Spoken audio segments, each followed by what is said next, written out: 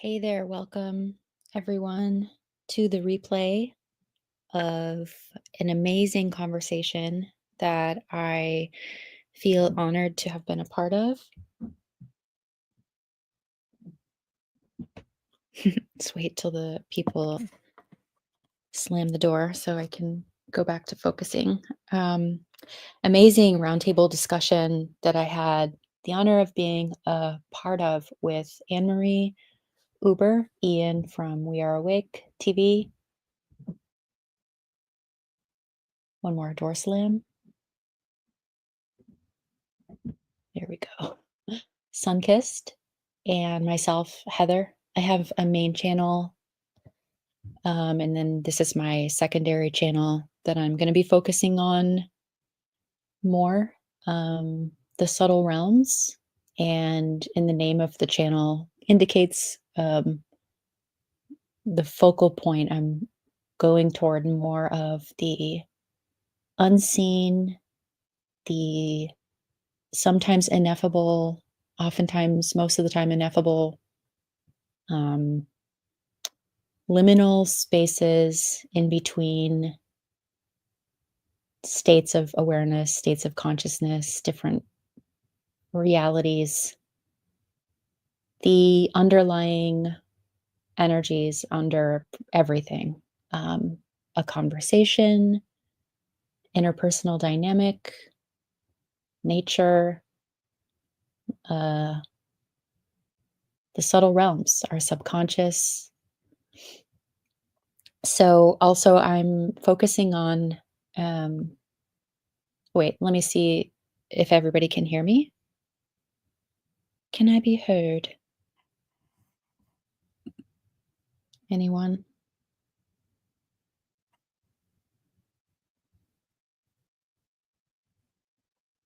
Hey there, welcome everyone to the replay of an amazing conversation that Okay, I'm still getting a hang of this, so I'll just jump right into it. I'm going to add the conversation to the stage and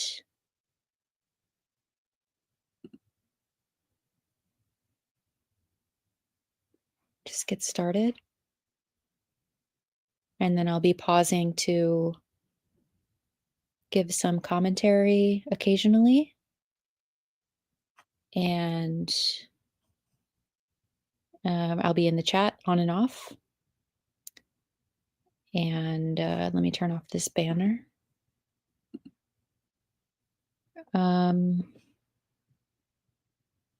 All right. Also, this was at like 5:30, 6:30, I can't remember, in the morning. And I was very, very sleepy because I usually wake up a little bit later. So you'll hear in my voice some tiredness, but that's okay. Hey, DW, nice to see you. Thank you for joining. Gonna just get started. Mute myself.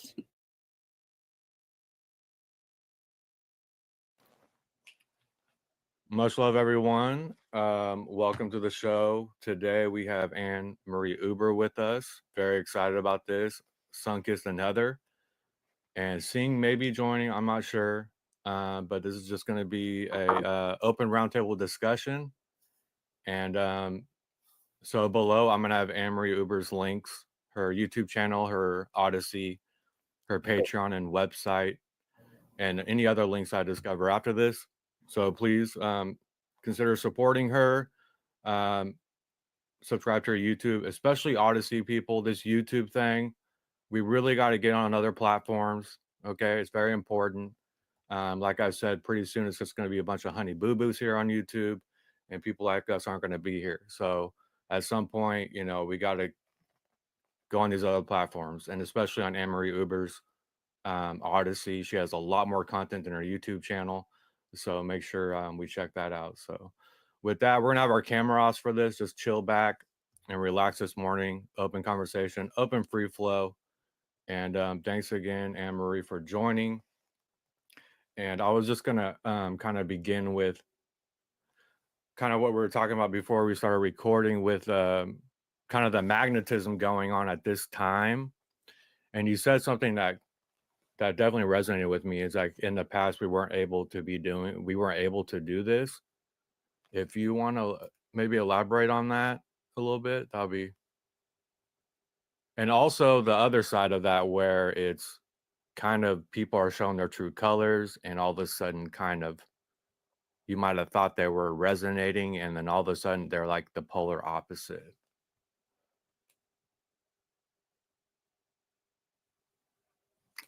Oh, you're You're muted, muted. AnMarie. Yeah. Not sure. So I'm just laughing while you're saying that, because it's all the fun and games that are happening right now. So I think we're just seeing who's who, maybe. Veils have been lifting over time, and so we're joining together. I feel like I think it was when I was talking with the trees. So you just lost, like, I don't know, 1,000 listeners. I don't know how many listeners you get when I said that, but hey, I talked to the trees, and I believe it was when I was talking with the trees, they said that it's the time for joining together. You're going to be joining with those you're supposed to be.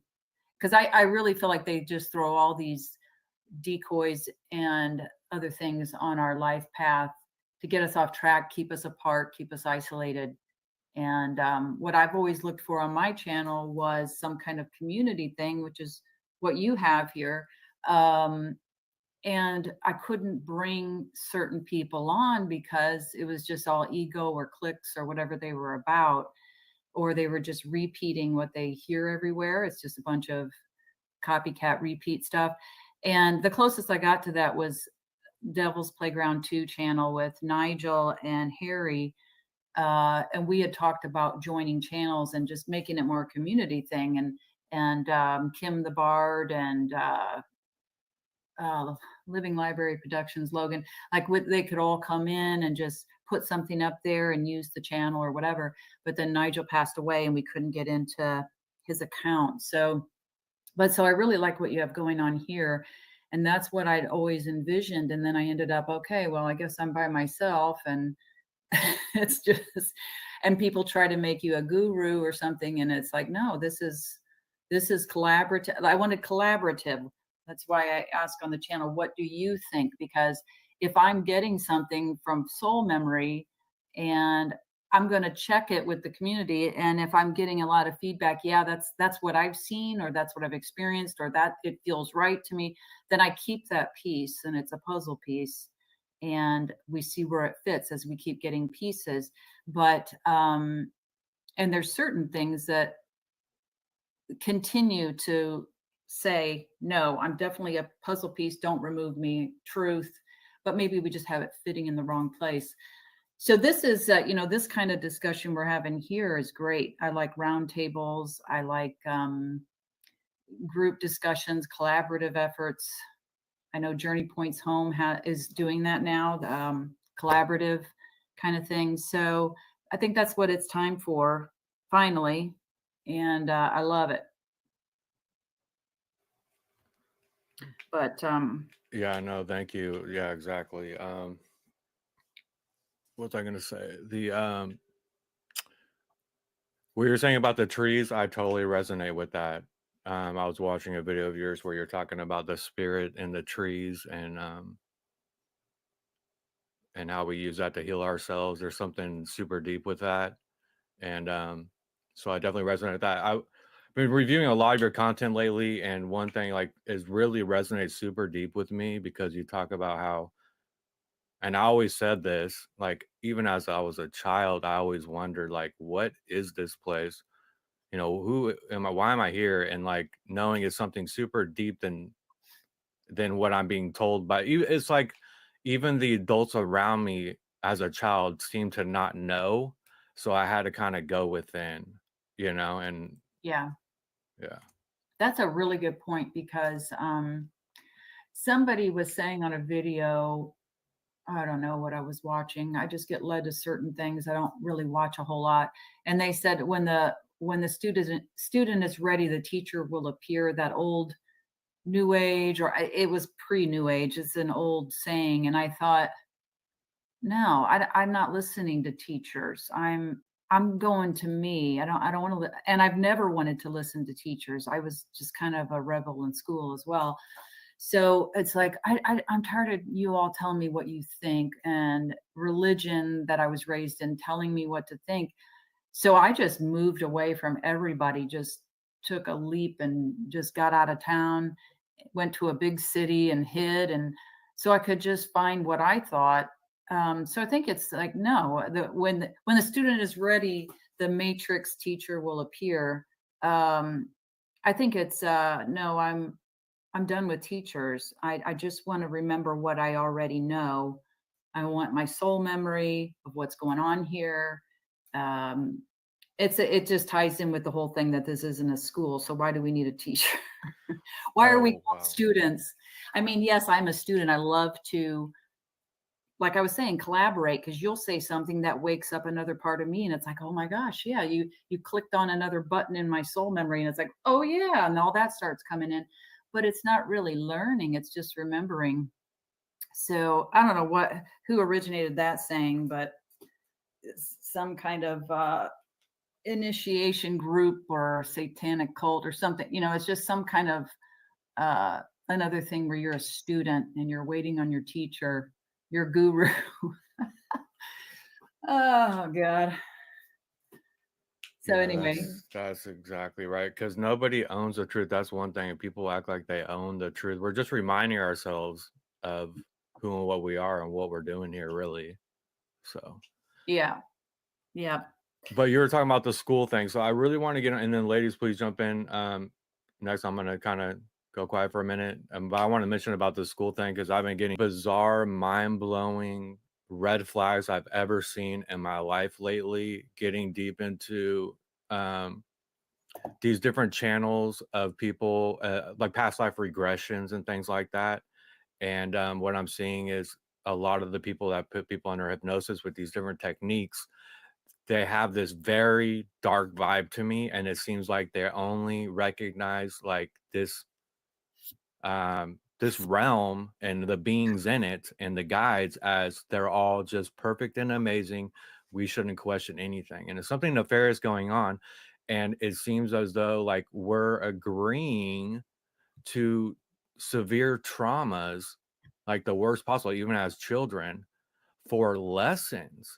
And it's a super red flag to me that a child would want to go through something like this to learn forgiveness or this or that. Please, I would love to hear your guys' thoughts on this, about us choosing these traumas with these, I believe, matrix beings, archons, for energy harvesting, and also just a part of the whole program in this matrix.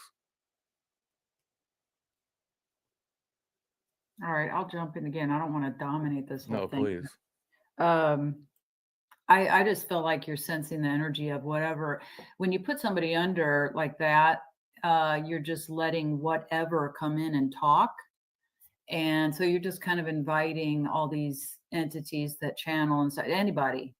And the person that they're talking through, it's almost like doing a mediumship session where you let the thing jump in your body and use your body, like in the movie Ghost, which is, oh my God, please don't do that if you're doing that. So it just feels like you just welcome them in. Here's a body for you to use and say whatever you want to say. Anybody out there, jump on in. And so who do you think's going to jump in? So I don't rely on that information. There have been a few people that sent me an NDE session like that, a hypnotized session, and probably QHHT or something. And the person was talking about getting tricked and going to a really hellish place and getting tricked to come back in, and torture and stuff like that. And some of it felt accurate and some of it felt off, like there was interference. So it was almost like the person's soul memory, which spirit is trying to genuinely remember, but it's just wide open channels for anything to jump in there and interfere. But I mean, what do I know? So I don't necessarily think like people that do hypnosis.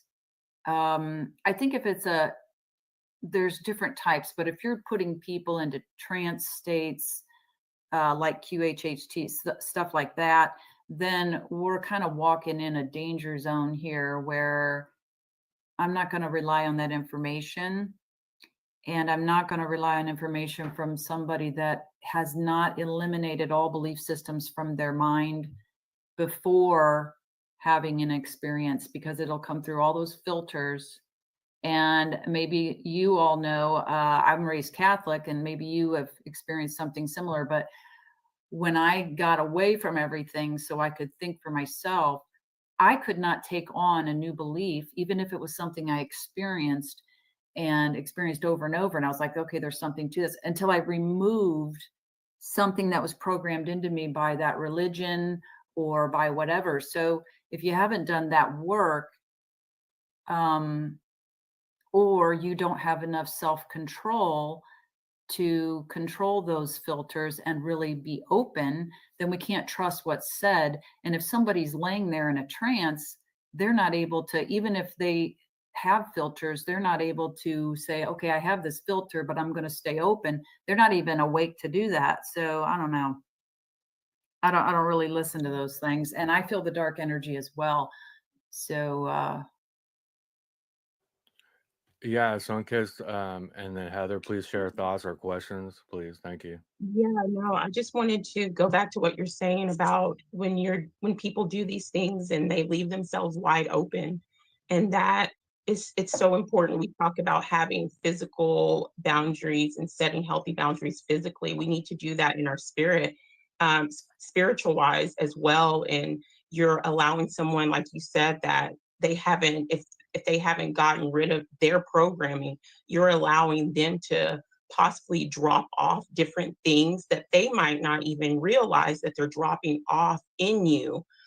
So then you have all these other programs or these other things that are attaching to you because you're not able to filter them out. And so I agree with what you said, and it's so important that if people do take that route, going under or whatever, have that discernment, have that that knowing within, go with your knowing within your higher self, that gut feeling, and set spiritual boundaries as well as the physical, because you just don't want different type of entities coming through to you because you're open, like the 7-Eleven or something. So that's all I wanted to say with that. And I'll just jump in and say a few things as well. I like what you said about the trees. I've always been a tree person, communicating, finding new information or being reminded. Something about the trees biofield maybe unlocks something in mine when I get close to one. And it's really interesting. Excuse me, I don't know why my throat is acting up right now. It's really interesting when I move around different locations of residence, which I've done, I don't know, maybe 5 or 6 times over the last 6 years, just for different circumstances. Everywhere I go, every place, initially I go and I see the tree there, this tree that I'm drawn to, and I think, or I feel like, oh yeah, I'm really drawn to this place, this tree. I can't wait to communicate with this, environment and this beautiful tree, have this sacred element in my where I live. And then it's like a coding or some sort of pattern where the tree gets cut down after I move in. And it's so bizarre. And this last place I moved to 8-9 months ago, and it's right under this huge, like, 90-year-old oak tree. And the people that own the place, they've lived here for like 60 or 70 years.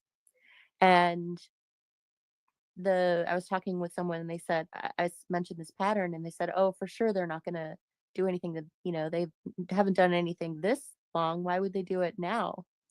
And they didn't cut it down, but they drastically took away like a lot of the branches after I moved in. And I just don't understand but I mean, I kind of do understand in a way now that I'm talking about it, because it's like, if we are powerful in finding more truths that the Matrix, quote unquote, would consider to be glitches, that like we're not really supposed to get this deep, it throws out, or it I feel like it will implant some sort of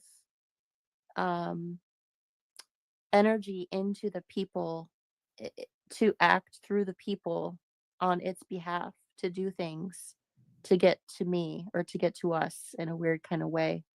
Yeah. And I'm just becoming really aware of that and just feeling less scared. I've never been scared about being more, like, I wouldn't say like targeted, but I feel more aware, and it makes me more empowered. And like you said, I am also rebellious. Like, I don't have teachers. I find my information within, and I do have long periods of time where I remove myself from outside influences and just like let things simmer, and then have new revelations come up, and then come back and share them, and interact with everyone again. But yeah, I feel like I've said a lot. I could keep going and comment on some things that you've and everyone said, but I'll stop there. No, I love it. I mean, we've been removed from nature, and I don't know why we're so egotistical that we think trees don't have any intelligence or don't have a soul, or nature. There's all kinds of conversations going on out there in nature that we don't hear. And I also feel like, and this is recently, I've seen that we're not seeing real nature actually. So, but these trees are getting used to, they're getting used, they're under contracts. So I've been working on breaking those contracts. So if you're on any land, break the contracts with the trees, the animals, and with that land, if you can, just, I'm making them all null and void. But that's interesting you said that, because the last place I lived, there was a huge tree in the backyard, and the neighbor lady was like totally fanatic about getting this tree cut down. For 3.5 years, she was on my back about, we need to cut this tree, it's going to fall on our house. And she'd convinced the last owner to cut off all the branches on her side. And I absolutely refused. Of course, I had my whole property under major protection. And she actually hired a guy to come look at the tree and evaluate it without asking me. And he's over on my property evaluating this tree. Like, what? And he told her, it's a young tree, it's fairly young, it's very strong, there's nothing that's going to happen. And I told her, if something falls, that's what insurance is for. But I'm not cutting this tree. So yeah, it seems like an attempt to stop us from connecting, because the old trees, it was a young tree, but it was really large. So I consider it an old tree because they don't let anything get very old anymore. But those are the ones that have the information more so than the younger trees. I think there's something with the rings, like the more rings they have is the more information they're storing, because I consider them record keepers. So they're passing the information, and then the older they are, the more information they can handle, which kind of makes sense, because like there's things we can't understand as a child maybe, but as we get older, we understand more. Or maybe it's the opposite. Maybe we knew more as a child. But yeah, I just, I've been thinking about that a lot, about her wanting to cut that tree. And it was like she was just taken over or something, and it just couldn't let it go. Every single time I went in my yard, she'd stop me and talk about that tree. So that's super interesting. Can I piggyback on the trees?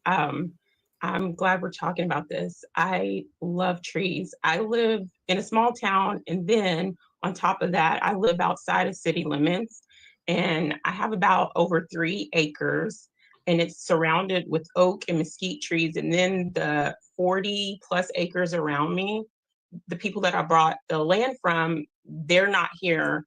They have like a small house, like maybe an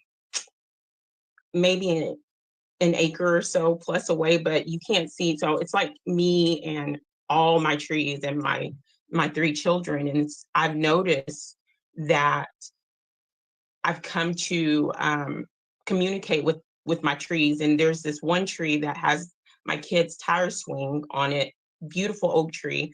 I named her Plum. And before I named her Plum, I communicated with her.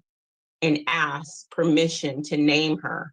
I know some people probably like, you know, Sunkissed, you're whatever, but and she's the tree that I go to when I am emotionally overwhelmed, and I'll hug her, and then I won't say it, but it's like me like speaking energetically to this tree, and I'm telling this tree my energies, what I'm feeling, and I just feel like this transformation of energy.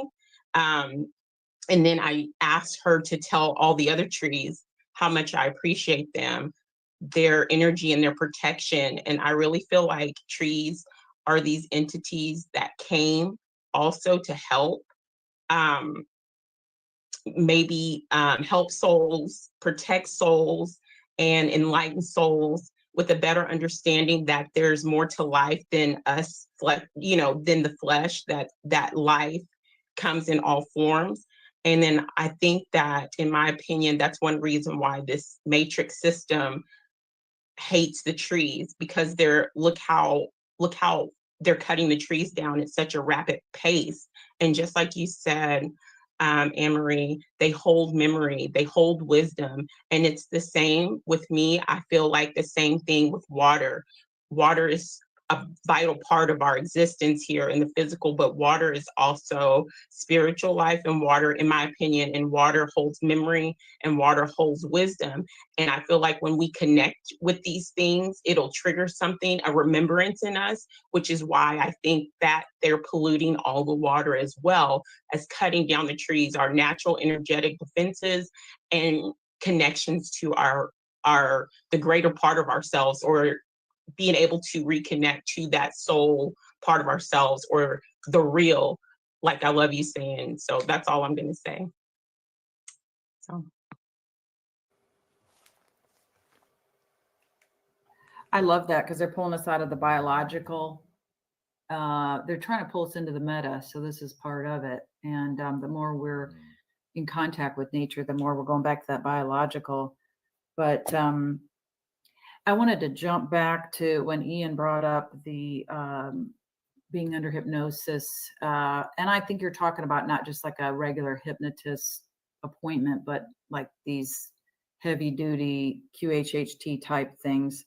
I think that's what you were talking about. But, you know, you don't have to be perfect or have every filter gone to be able to get information or access your own information. Like you were saying, you know, you get a gut feeling, and you just have to be conscious. I mean, because that's why they go after us when we're sleeping. We're not in our conscious mind. So they're just cramming all kinds of stuff into us, hoping that we'll play those things out, putting all kinds of timelines in there and through dreams and all the stuff they do in sleep. But I don't think we have to be perfect to be able to get info. In fact, I had somebody flip out on Telegram, and you know, it's one more thing I've got to manage, but I wanted a place where people could go for free and talk with each other if they can't do Patreon.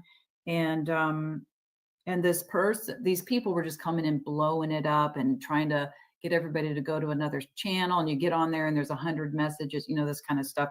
And obviously scouts and trolls, and they were coming in as a group and kept coming back in. So my admin removed them.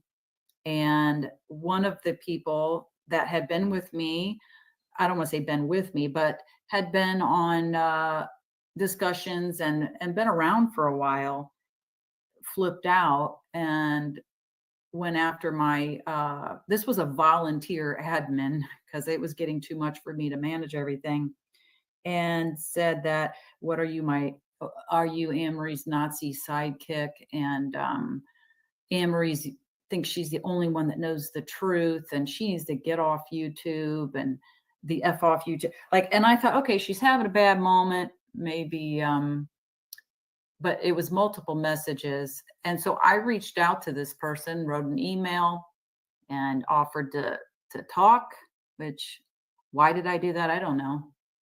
So I'm not going to gain anything from doing that other than let me genuinely find out what's going on what's your side of it, whatever. No response. So it's like and then I thought, you know what, you're out. I'm not doing this anymore. I am not doing it. We're under too much attack. And now we're getting attacked by other channels, by listeners, by trolls and bots. You know, it's just, it becomes where it's too much. So I'm going into petty territory here, but I don't know if you'll let me talk about something, but I think it's important because these channels out there that are going after other truther channels instead of joining together, like we said, and everybody, instead of saying, hey, I know you said this and it's very different from what I think. Let's talk about this. Why do you think that? And that, no, they just attack. So they're actually driving people off of platforms. I know one person in particular who I know you all have listened to. I believe I've seen just somebody that's really on point, in my opinion, who has gone off of and shut down their platforms and is on a private thing, kind of like Patreon, because of these attackers. And I know other people as well. And then there's another individual that was getting attacked so bad that they had to take a break for a while. And it was really hurting. Like, they're like, my heart is hurting. And so, I don't know. I kind of wanted to just briefly talk about some of that because it kind of ties into something else where we find out what's going on. I think we always find out. So unless you want to go in a different direction. No, please. I like where you're going with this. Please. Okay. Because I think it hurts you too, right? When they're turning on you like that. Yeah. So there's a channel out there. I went on Tony Sayer's channel. He asked me to do an interview, which was very nice. And he had just done one on a big channel, a review. And Tony's a little different because what he has been around for a long time. And his thing is, he's known as the New Age whistleblower. So Jeffrey Darty's channel gave him that name. And what he does is he's attacking the message, the New Age message, because New Age likes to say, no, we're open to everything. And no, you have a very set belief system. There's things that you repeat over and over, and it's coming through channeled material and books, and it's a religion. And Tony and I both got caught in that for a very long time. It was a time waster. I can't tell you, I've lost decades of my life to New Age. None of that stuff ever went anywhere or helped you with your life or anything. The New Agers are all broke. The ones that are making the big bucks are the ones teaching those same teachings. So he's going after that message, and he'll review a channel and he's like, yep, here they are. They're saying that, they're saying that, they're saying that. So that's a little different to me, where this person, I'm going to bring up a channel because one of the people that's close to me that I talked to went to this channel, clicked on the clickbait, and I was like, I can't believe you're watching this channel now. And it was about Alabar Jones, who I don't know. I don't know anything about him other than he did invite me to join a group where they kind of try to turn around world situations. I think that's what they're doing. But other than that, I know nothing about him. And the title of it was a hit piece. And the title of this video, it was 2 minutes long. So you can tell they did major research. It was, he's a fraud. Alabar Jones is a fraud. Now that's a huge accusation to call. Can you imagine getting on a video and calling somebody a fraud publicly? So here's what they based it on. Hearsay. One person told this woman that has this channel, which I'm not even going to give the name because then all the listeners go over there and give them a bunch of views. But anyway, so, and the reason I'm bringing this up is because she's got a hit piece on me, which I'll get to. But anyway, she said in this video that somebody told her that he charged them $10,000 for a removal. Okay, first, I find that hard to believe, but maybe it's true. Anyway, so she was going on not only hearsay, but the hearsay of one person. So she didn't take 15 seconds to go to his website. I don't know if he has one, or to find out, like, let me go over here to the website, see how much his removal sessions cost. Oh, well, there's no price listed. I might have to take another 15 seconds, go to the contact page, send an email, and find out. She didn't even do that. Didn't even like research it, back up any facts, nothing before she put this out. Her information is that he's channeling X, Y, and Z. She's naming these entities that he's channeling. And then lo and behold, at the end, she says, you need to go to a real healer. Don't go to him. You need to go to me, a real healer. So that was the whole reason for it.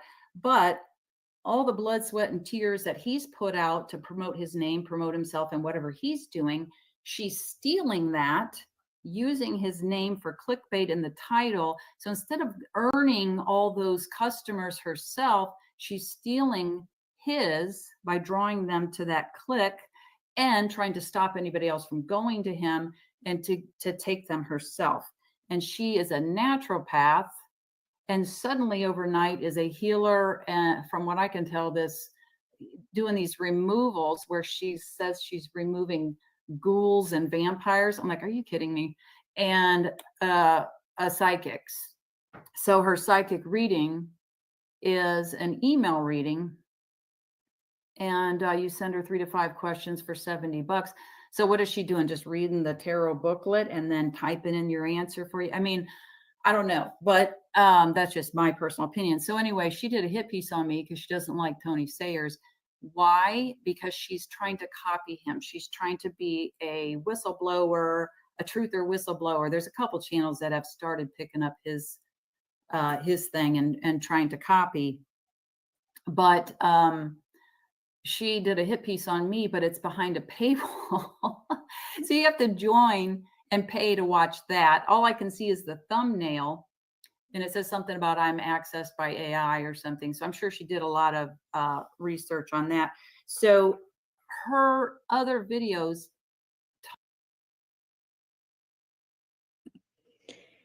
Hey, I wanted to pause. I think that's interesting what she just said there about copying. She wanted to copy. So I've been thinking about this recently, that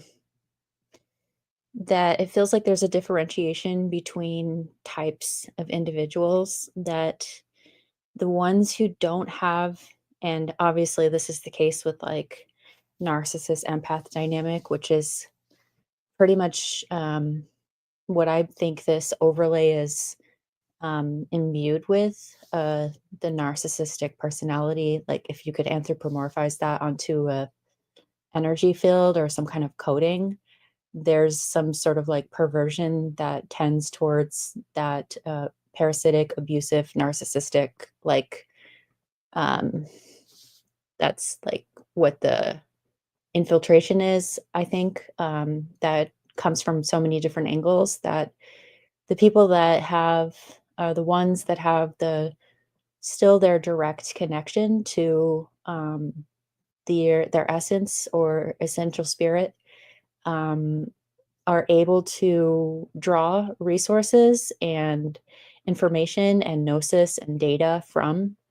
And so they are their own source. Like I am my own source of my insights.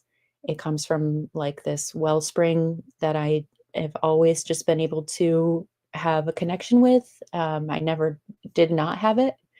And so I see that around. There's a difference between individuals who either have a direct connection to that essence or they do not have that connection. And if ones do not have that connection, what I see that they do is they copy everybody else and they put those things on for themselves. And so then they want to get rid of the original creator. So it's also like a fractalized of the demiurge, right? Like it's a copy and then it wants to pretend like the original creator doesn't exist. So that dynamic has gone down level by level by level. So it's imbued in our interpersonal dynamics in human reality as well. So I just wanted to share that realization, and tell me what you guys think in the chat, and I'll press play again here. Talk about, in the titles, talk about, she has a group of psychics that go in and look at you. And this is how she gets the information. They go look at you. So that's like somebody walking in my house, going to my bedroom while I'm changing my clothes because they want to get a look at me. And what was interesting about the timing was, and I think this was like 2 weeks ago, maybe 3, I had been accessed. I was like, somebody accessed my energy. And there was all kinds of things happening. I had when I tried to look at somebody's light body and their soul, I had it was like a dark gray glass mirror in front of my eyes, where I could see kind of behind it, but it was blocking. So I spent 2 days trying to remove this. I put a video out because I learned that there was a bunch of people sending me healing energy, which I really appreciate, but with so many attacks, I can't have anybody send me anything. So I asked them, please stop. I had a dream about this local person that does black magic. And I had a double header dream about her. And I woke up and I was like, oh, okay, la, la, la. And then I went, wait a minute. I just dreamed about her. Like it was trying to make me forget. And I thought, oh, it must be her. Well, because she's done some really nasty. In fact, there's local people that think she's killed some people with her spells. But anyway, that's another story. So I went in and looked and I was like, no, I still have that demon bound. He's buried that's in her when she went after me the first time. So it wasn't her. And then my friend sends me that video and I'm like, oh, I'm already familiar with this channel. She did a hit piece on me. And then I come to realize, oh, they go look at people. So they're basically, let's say the word draping without the D, because this is going to go on YouTube, your energy when they do that. So when they say you've got X, Y, and Z that you're channeling through you, that means they have all those entities working through them. That's the most unethical thing I've ever heard of. It's like somebody remote viewing you and going into your personal space in your house and looking at you. No, you don't do that. And so she's got a whole group so that she can access people and look at them. So, but they left something behind. You know, it's like people coming in to burglarize your house. They got the ski mask on. It's like they left something behind. They left up that screen where they were trying to hide themselves. So what's interesting with this is these people always get found out. The one channel that was putting up all kinds of hit pieces on me and other people that caused people to go off of YouTube, I buried the demon in that person because I could see it. I didn't even have to get up close to see it, like in close to their light body or anything. It was like, oh, and I buried that demon not long after they stopped what they were doing. And it had been going on for a couple of years. So you find out. So here I'm finding out by this person sending me this. And I'm like, oh, I went on Tony's interview and then I got accessed because he waited about a week before he put it up. And then she's got a hit piece on me all at the same time. Now I know who accessed me. And it's kind of interesting because when there was a woman that was doing black magic, this was when I lived in Atlanta, and targeting me and hiring voodoo people and all that, trying to cover herself and her tracks and trying to hide, because these are amateurs. They leave something behind because they don't know what they're doing. So if they do a clearing on you, they leave something behind. So because not because they haven't been doing it a long time, but they're an amateur. So I always find out somehow. I had the message from my soul, you're going to be working at a new age store and you're going public now. You're going to get that job today. And it was a Sunday. And I was like, what? And I ended up looking online, got hired that day, did a reading for the manager, and they hired me. Well, by working there, I learned that this woman was getting readings with all the psychics and telling them about all these people she was hiring, because they're like, oh, you're AnMarie. So either you'll find out when you go look at your energy and you'll hear their name, or you will find out in this 3D or 4D world, you'll find out. And I've always found out when somebody's doing something like that. So this is so that ruined my night when she sent me that, because I was like, oh my God, she's watching that lady's channel. I already knew she had done the hit piece. So I'll be pausing occasionally off and on. Sorry you guys are having chat issues. Not sure what's up with that. And D-Dub, July was a rough energy for you on full moonish. What was going on in July? Interesting. I wanted to comment on, hey, Phoenix Protocol, hey, Discog, Jared, thank you everyone for being here. Anyone listening. I wanted to comment on what she just said, that like we'll always find out when there's energetic residue of intentions from the outside that aren't welcome, that you're not consciously welcoming in. And I think even, I was watching a stream of my friends last week, and I just glanced, somebody made a comment in the chat and the name stood out to me. And I thought, why is this name standing out to me? I don't know. There was like 100 people in the chat, so it wasn't unique, just like one person. And then I was speaking with them on the phone 2 nights ago, and they said the name of the person whose name stood out to me, and they said that she had presented some sort of like drama and was being weird and did this weird thing, and it described the situation. And in my mind, I thought, wow, I picked that up. Like, I just saw her name and I just knew that this person had an energy around them that was intentionally like going to do something. Like, it was in their field of data, and then I could pick up on that glitch in the field. So like, things I talk about on this channel, the subtle realms, is, tuning into those finer, more subtle, more liminal in between spaces where the inner narrative is quieted down.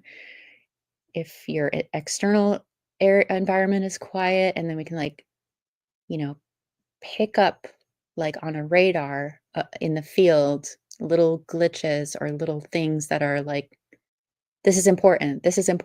And either I find like I'll have a dream, like a premonition dream, or I'll be noticing like a word or something over and over, until then I get the answer a few days later, like, and then, oh wow.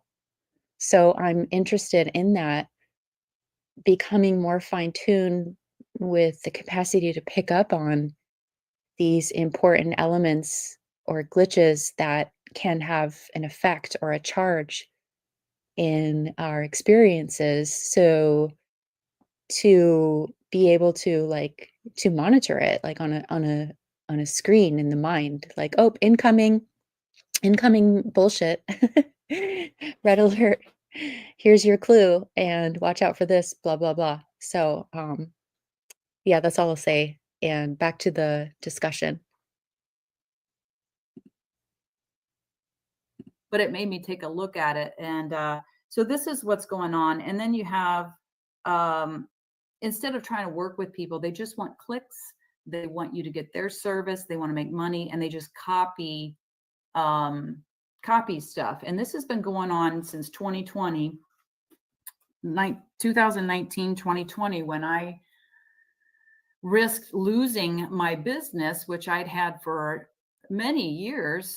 I mean, doing readings and stuff with New Agers. And I thought, if I talk out about this stuff, I'm going to lose my business. So it was not easy for me to talk about stuff. But, I've had this person that was copying all my material. And then the very next day, when she knew that I knew, she put up AnMarie Evers Possessed in her title, and it was getting tons of views.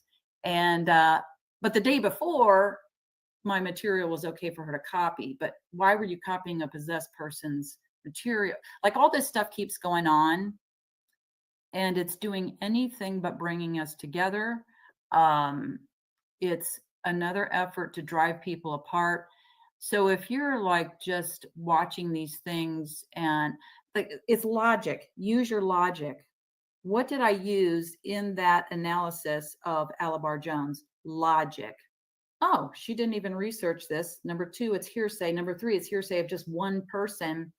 And I think somebody commented on it and said, well, he charged me $1,000 for 6 sessions. And I thought, well, that's not really that much. I mean, what is that, 150 a session? I don't know what he's doing. I don't know. Like you'll pay a therapist that, like if you go to a counselor or therapist, you're going to pay that. So I don't know what he's doing, or what they needed, but that didn't seem so far out of the range for me. But to not even check the information, that's insane. So you defamed that person and called them a fraud, and people are listening to it and they're not thinking. We have to use logic. We have to be conscious, use logic. And all this stuff's going on all the time.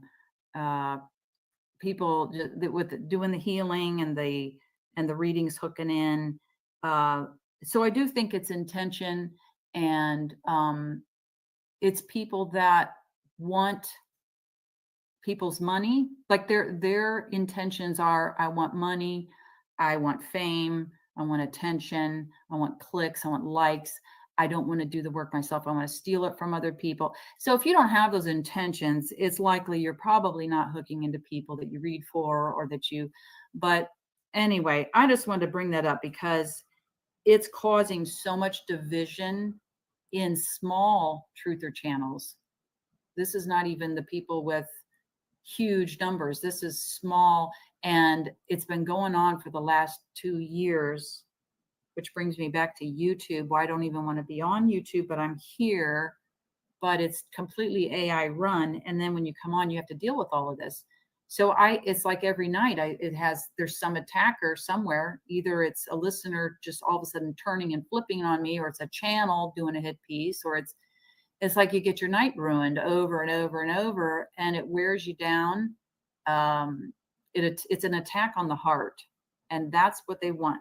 There's 2 things they're trying to take out. They're trying to take out our heart by telling us we're bad. You're bad. Humans are bad. You guys are bad. And that message is everywhere. And the second thing is you're powerless. You have no power. You're powerless. So they're trying to take away your power, and they're trying to hit you in the heart, and your heart energy. So anyway, I'm talking way too much. I'm going to shut up for a while. You guys talk. No, that's so yeah, I wanted to get everyone's thoughts on this. That I know exactly what you're talking about, and it's like I'm trying to wonder, maybe it's all the above, but it's almost they become parasitic, and it's either, some seem like they kind of lost their way, but some seem like they're kind of being used by the matrix to like get us on timelines, and then something tells me also that that's their nature, that's who they really are. And so that's what I've been thinking lately about is consciousness, which I know you talk a lot about, and I want to get everyone's thoughts on this.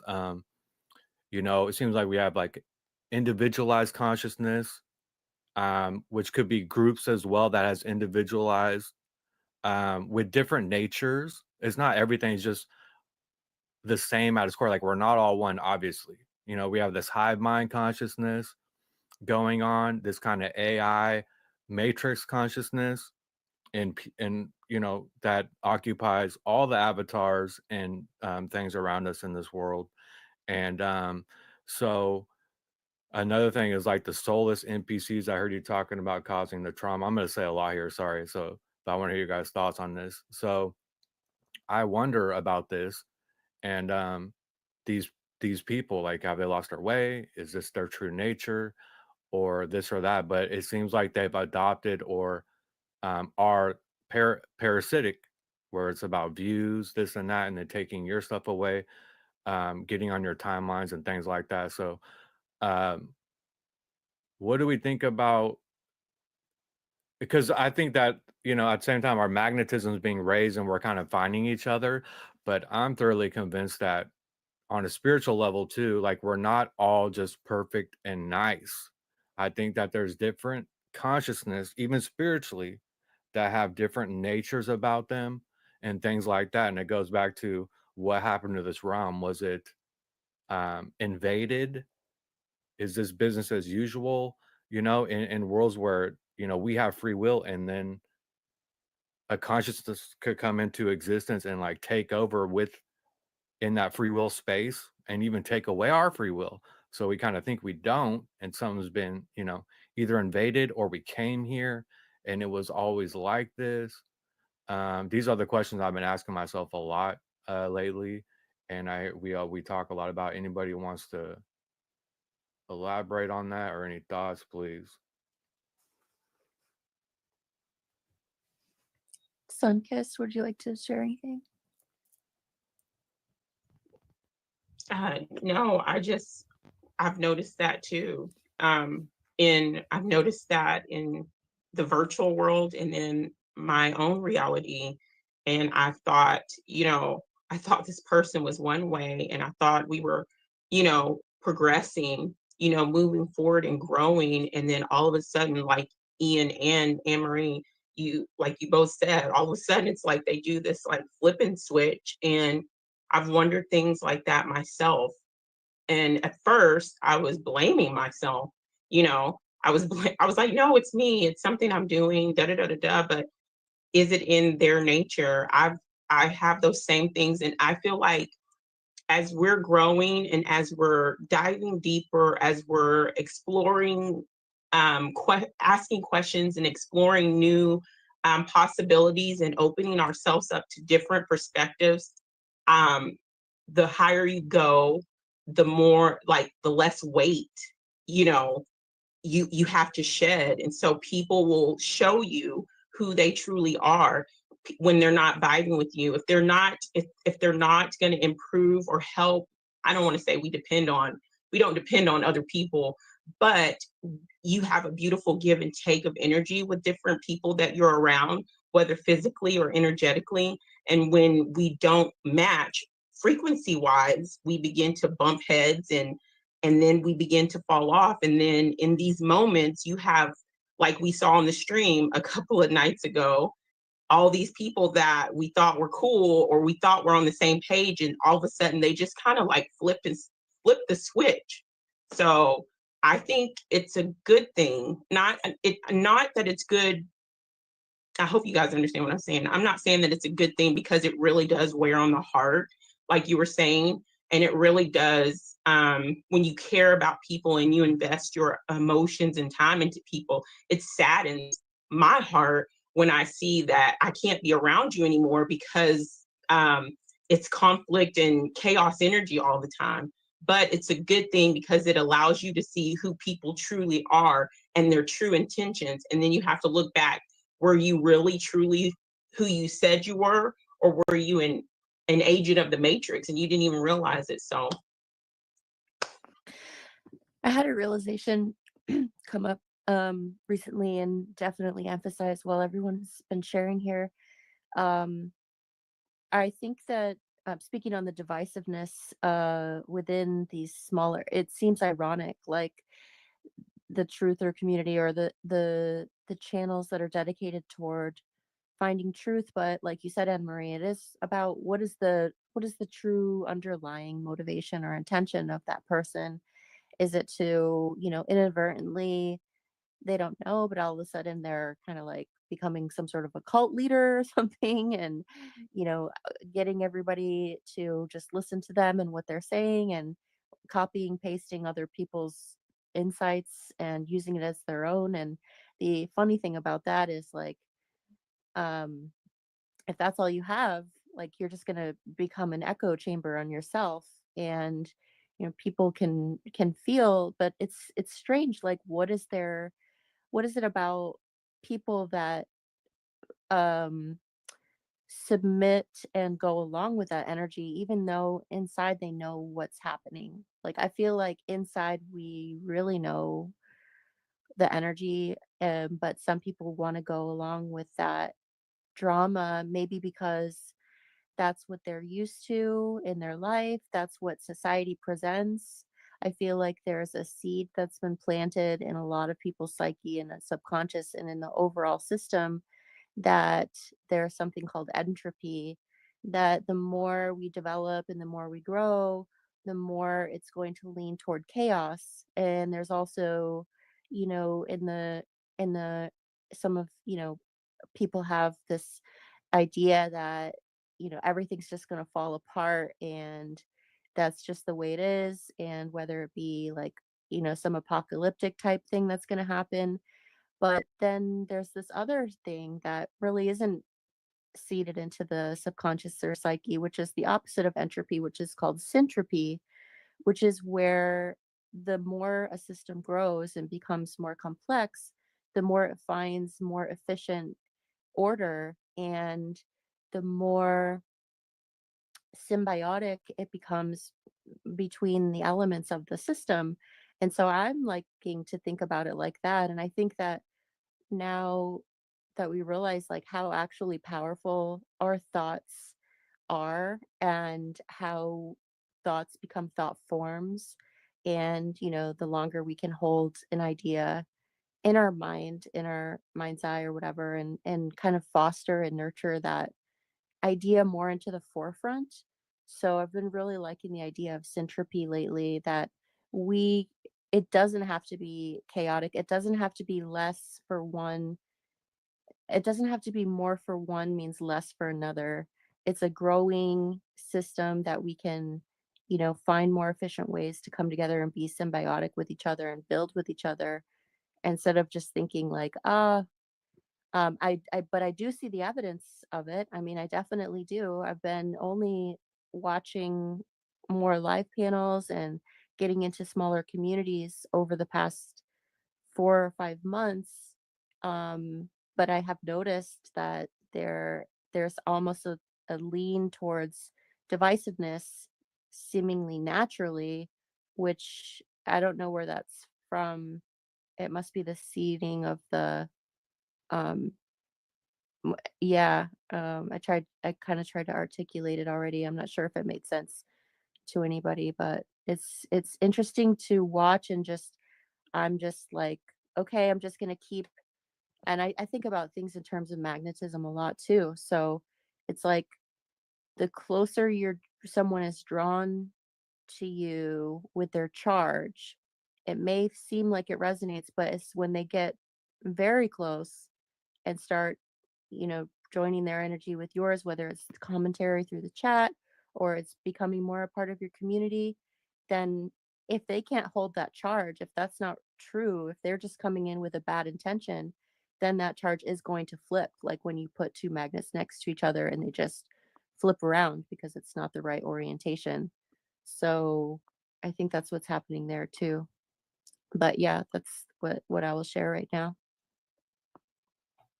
I love it. Yeah, I agree with what all three of you said, but I love that magnet, the magnet thing you just said. And when Sunkissed was saying internalizing, I do the same thing. Like, okay, is it me? Am I really like, was that correct what I said? And because my motto on the channel, I was able to put it in here on this platform, which is cool. Question everything, trust yourself. That means including myself. I question myself, question everything. Am I getting this correctly? Am I being interfered with? Is something trying to, so I internalize, well, maybe it's me. What am I doing wrong? And you get to a point where it's like, you know what? No. And people tell you to ignore these people, and they're not going to go away if you ignore them, because the listeners aren't ignoring. I think it's crucial that we address what they're doing, because they're not only separating us, but they're sowing confusion. So every time the truther community thinks they've gotten to a point where they have a puzzle piece, okay, we're pretty sure about this. This is pretty solid. This is not a school or whatever it is. There's inevitably these truther channels that will put out, it is a school, that's a psyop. So they give you the opposite. It's the flipping. but it's flipping the truth. And then everybody's going nuts. Oh my gosh, well, this person's saying the opposite of what this person said. What's the truth? And everybody's freaking out. So I think, yeah, I don't ignore anymore. I either will go, if they've gone after me, I will go after them energetically, or I will publicly say something. But it is coming down to, I think both of you are kind of saying that, the motivation. What is their motivation? Are they just a copycat? Are they part of the matrix? Probably. Or are they part of the hive mind and don't know it and just getting accessed? But like with Tony Sayers, he's doing critiques, but genuinely, the sense I 100% get from him is he is trying to find out the truth. He's genuinely seeking the truth.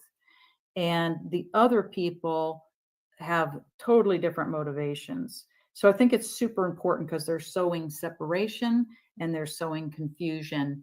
And I think we have to address it. They need to be exposed. And anyway, and it brings up bad energy. Like, I don't want to talk about this. But it's got to be faced. It's no different than facing some entity trying to get in your energy field. You have to face it and address it.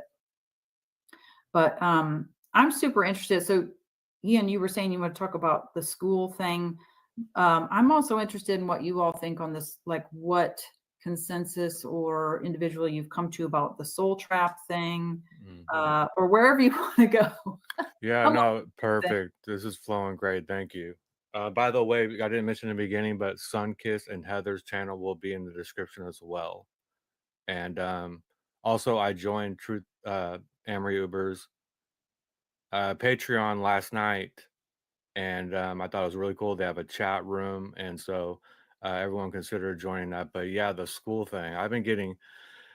This has had me very wondering what's going on here with the school.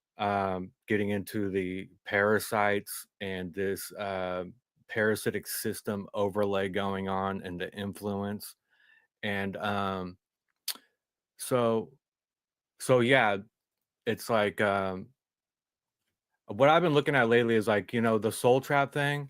I'm trying to like rise above or like keep my perceptions of this kind of flowing a direction rather than sitting in one. So most people sit in one perspective, and as I'm flowing through all these perspectives, getting all this understanding of and awareness, and especially understanding of somebody that's in that perspective, I see everyone kind of sitting in the same thing the entire time. So my thing is like, they tricked us to being here. We're all victims to these archons. They're draining our energy, loose farm. I get all that. But for me, I'm going to the understanding that no, they didn't trick me. I tricked them into coming here. So I think that there is people that were, tricked here or like been here a long time, many, many lifetimes. Some of us have came in recently to kind of help with this process. And then that I really think that we tricked them. And actually, I look at it as they're kind of like shooting themselves in the foot instead of like sitting and kind of like, I guess you could say victim or this kind of like look at what they're doing. You kind of recognize it, but then rise above it. Like, well, the more you do this, the more I'm going to find my true self. We're going to connect and I'm going to rise above it. So I look at it as them shooting themselves in the foot. But the school thing, I'm not with it. Like I said, I think after this experience, it's not a school at all. After this experience, we're going to look back at this and it's just going to be a big lesson. So you can say maybe it's kind of schoolish, but at its core, definitely not, in my opinion. I think the school thing's a big psyop. I saw Tony Sayers' video about, and I did my own reaction to it about, oh, certain souls, like better souls. I forgot what he worded that video. Choose trauma, or the more trauma, the more of like a soul you are or connected you are, stuff like that. That we choose it, and it's our lesson. We need it for this and that. I think that that's a big, big psyop, and it's obvious they're trying to push this narrative. So that's kind of where my thoughts have been flowing lately on it. But if Sunkissed and Heather, please share, or anybody. Yeah, I'm I've been pretty open thinking about the different perspectives and considering them and feeling into what resonates with me on the deepest level that I can access when I can. And w- so I definitely can tell in my signature that I have a bit of naivety. And I think that our personalities, besides what we've been conditioned with and programmed with in this incarnation, I think that for the most part, it feels like my personality and your personalities are actually our essence. Are that's this is going to stay with me. Maybe not the things about Heather in this life, but so um I have this sense of like feeling too or overly trusting and a little naive and just like even in my life when I've had narcissistic tendencies come toward me and I'm more on the empathic side and I will know and I will see even in dreams and I'm lucid in the dream but I don't change it because I want to see what the person or the energy what they're going to do.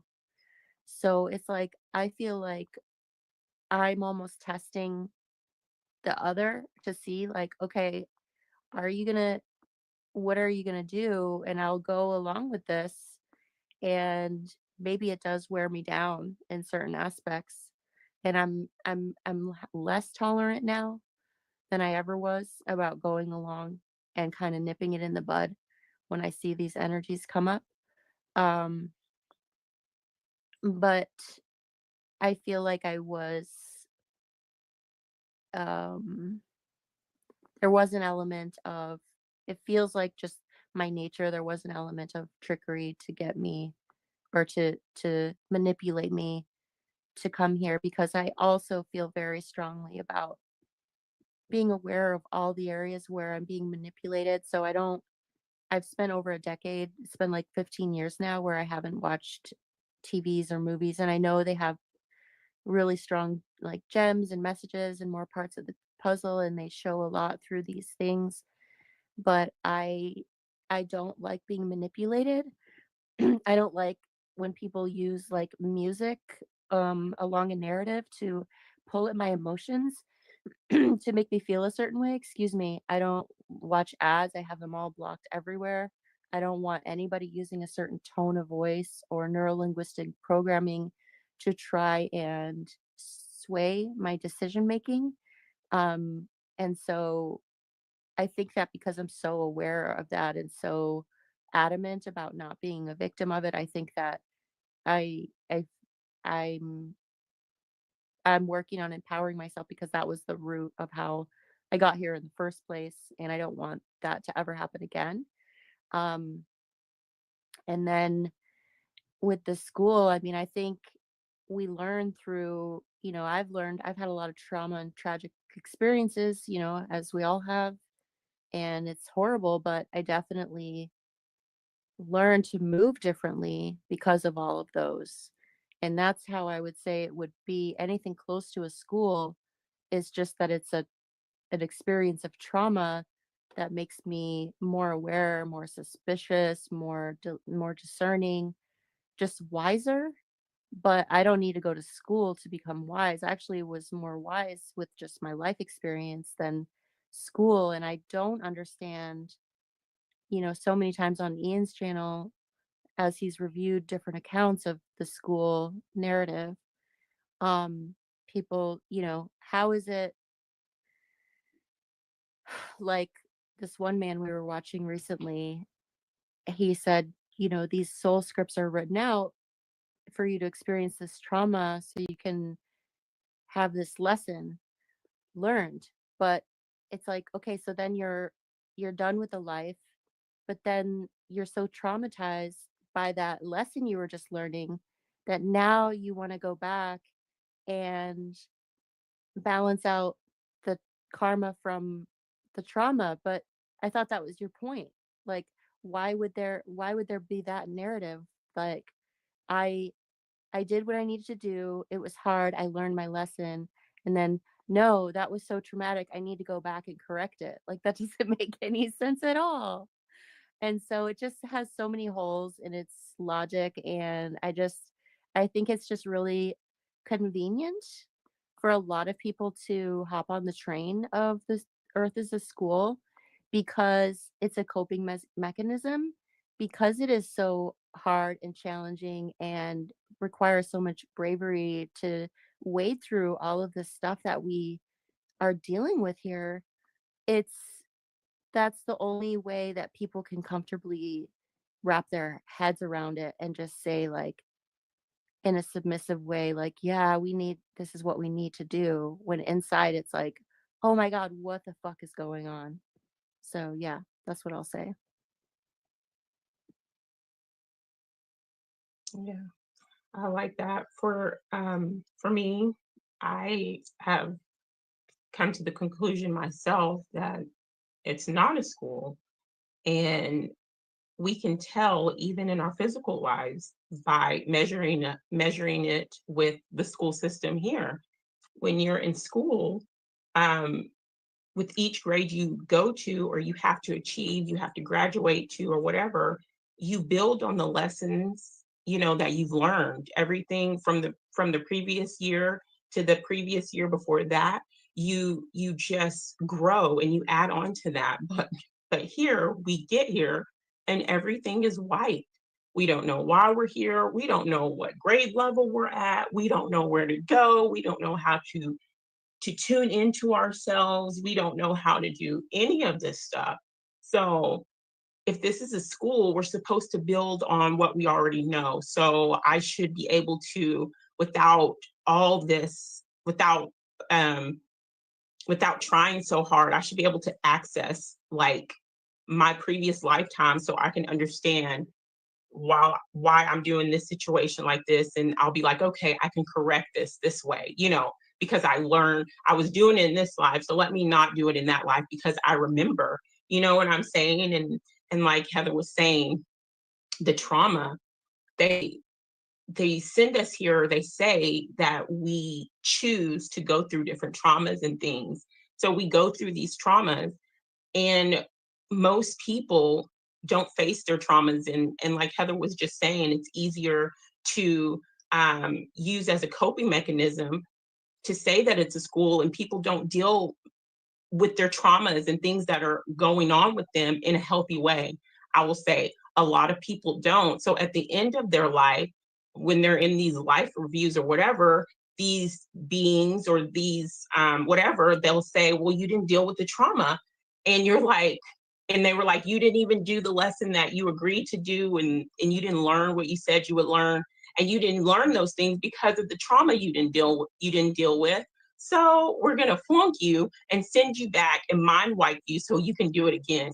It makes no sense to me. And you can learn lessons outside of a schoolroom. So the whole school thing just doesn't fly with me. So that's my opinion. Yeah, I love it. It's like you're learning what they want you to think. But I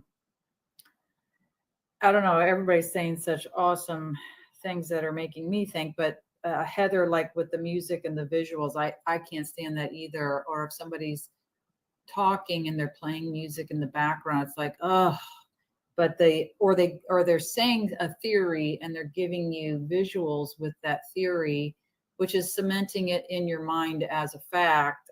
That drives me crazy too. But Ian, I love what you said about Soul Trap, because I was kind of curious what the consensus was, but totally agree. Like some of us came here, some of us have already left, is what I've seen, and then come back willingly. So we kind of tricked them and slipped in, and they've been trying to track us ever since. But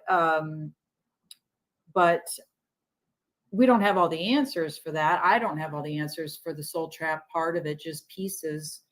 And when I've broken down the language here in many videos, I've broken down words, and they all keep saying the same thing. planet, moon, all these words are grabbers, seizing, to seize, to grasp, to hold, to put in a fixed place, to trap. I mean, it's just all basically saying trap. But I kind of, when I put up my soul trap video, it was in response to one of these copycats who put up a video, and they were targeting somebody that is my friend. So they put up a video that soul trap is a psyop. And this is that flipping again. Okay, everybody's talking about it being a soul trap. How do I get some clicks and some views? I just say the opposite. You know what? It's a psyop.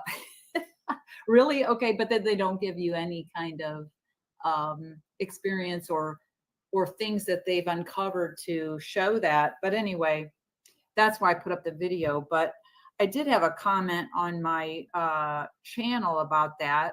Somebody said it's definitely a soul trap because I don't want to be here, but I'm still here. The body is massively limiting us and entangling us into the evil of material world, and with needs, limitations, and duties coming from it. And we can't just leave it when we want. If this was no trap, there would be no need for wiping our memories and keeping us here against our will. As long as it is like that, Earth is definitely a soul trap and therefore must be taken down. This was Sigoli. And then it was interesting, Tony Sayers posted something the same day, speaking of Tony again. When you consider that we have life reviews when we die, if you go to the light, where they hit us with the guilt and shame by showing us our worst bits, they tell us our entire lives are recorded. I was thinking about this a lot lately, what a massive invasion of privacy that is. That's like those people going and taking a look at me, right? I mean, when they say everything, do they mean even when you're sitting on the loo, when you're getting jiggy with it? Where does it end? Like, imagine taking a dump knowing that there are these entity races spying on you. Why do all these NDE survivors not get pissed off at their invasion of privacy when they're being told what a bad human they have been? They just accept it like good slaves. I feel violated. The slaves will say, well, if you're not doing anything wrong, then you've got nothing to hide. But this is going into that whole thing, because I think, like, I think it was you, Heather, that was saying the karma, which is basically a system of reward and punishment. And reward and punishment is not the nature of a sovereign being or the real world. That's part of a matrix reality. And it's the same with the teacher or the authority is going to reward or punish you. You know, when the student is ready to teach, the next teacher is going to appear and let you know what your reward or your punishment is. And that's tied to karma, because that's essentially what karma is, which is tied into the school. This is a school, and you've got to learn what you need to learn. If you didn't learn it, you got to go back and fix it. And it's tied into authority. So it's the school idea is that we're always answering to an authority, and they're taking away our authority and our sovereignty. So I think it's all just connected. Soul trap, school, all this stuff. But the soul trap thing, exactly. I stay open, just like you're saying, Ian. I'm staying open. Let's get some more pieces. Maybe we've put these pieces in the wrong place, or maybe it was a psyop. I don't really feel that. I feel like, yes, there's lots of psyops out there, but I don't think that's one of them. But I'm willing to be wrong. So yeah, it's learning what they want you to think. And like you were saying, Sunkissed, you come in here with no clue.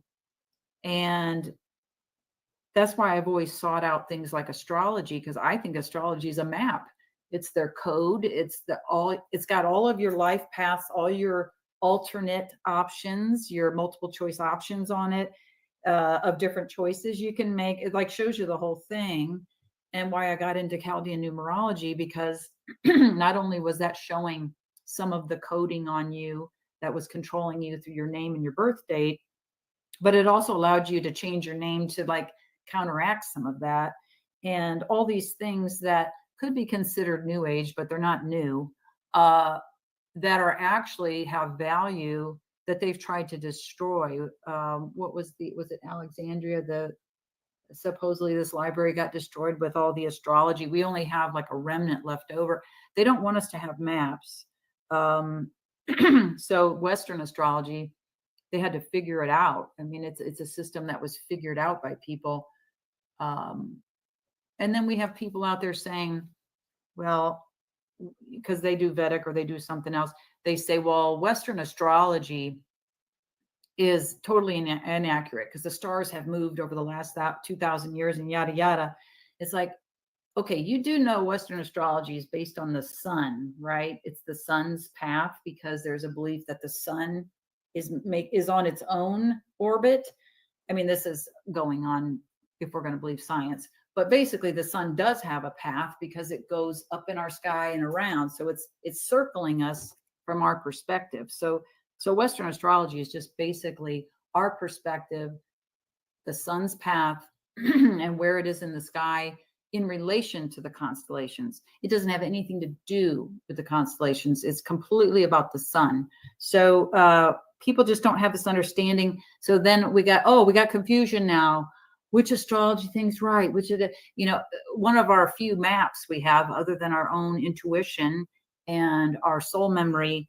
And astrology's bad. That's out there now. You're just, I don't know what they're saying about it. I've seen some things and it's just like, oh God, it's exhausting. I want to say something about astrology. I've been studying it on and off for maybe 15 years, and Vedic and Western and some other systems as well, and ways of thought on that. And the comment that she made, someone discrediting astrology because the stars it move. Well, it's interesting throughout quote unquote humanity's history that actually the stars, we still have all the same constellations and everything, very, very, very, very, very, very close to where they always were. So it's very interesting to think about like the way that we're told that this entire system is set up. Like for me, I find it like, how in the world is everything going in the same, and then we all have and the stars are all like in the same place after thousands and thousands of years. So anyway, that's a different topic that I contemplate. But with the astrology, there's a differentiation to make between pop astrology, which has created a stigma in society over the past like 30, 40 years. And I think it was purposefully done. Pop astrology to desaturate the meaning and like put it in magazines and only go by someone's sun sign and talk about materialistic things and romance and kind of like not really higher octave elements of the energies that you can decipher using astrology that is being used by, the higher ups. They say millionaires don't use astrology, but billionaires do. So, if it is true that there are just a few families or individuals that are on the top of the hierarchical pyramid of world society, and they want to have astrology to use and only know those, more occulted pieces of wisdom regarding the planets and how they affect this realm, not even just the individual, then of course they would want to keep that information for themselves to have a stronghold on that tool, that resource in our toolbox that we have for us throughout our life, to be able to use different tools to navigate. And so Vedic and Western astrology are different. Vedic focuses more on the moon. Western focuses more on the sun. But the constellations and the stars still very much are important, the different housing structures and things. And basically, I've just really been thinking more about the planets and how each planet, each luminary has its own specific frequency, hertz, however the frequency is transmitted, each planet is holding, like each color holds its own frequency and information. Each element, each planet, and these are like the base ingredients that make up the more complex systems. And so whether or not a planet is in aspect to another, there's a harmony or a discord between them, which is directly translated to, I sometimes think of it as like their gears, gears in the like the overall like mechanism of the realm. And as the gears move, the planets move in aspect to each other, and they either like, so if each one is like a note of a song, then when one gets closer to another, either those two different notes are in harmony with each other, or it creates a friction, and it's, you know, it's like a challenging energy. So as those gears are moving in that giant clock, you know, overhead, however you want to say it, the energies are influenced. So some days feel more fluid and harmonious and at ease, and some are, so I feel like things are being moved around like little magnetic filings almost, as the gears click, click, click, click into different placements. Things are shifted, whether it's in our psyche or whether it's in our interpersonal dynamics, the larger geopolitical structures, society as a whole, the nature, everything is affected by these subtle shifts of the planetary alignments. And I just think it's fascinating when it comes to like a birth chart. So when a person is, you know, and pop astrology has really ruined this like really deep clue and deep resource, because pop astrology has given such a stigma and desaturated like the immense profundity of like that we can add to our life to be more fulfilled and be more equipped to navigate as we go through. But pop astrology aside, the birth chart, you know, sun, moon, and rising, you know, which planet was on the horizon when you were being born, where was the sun, and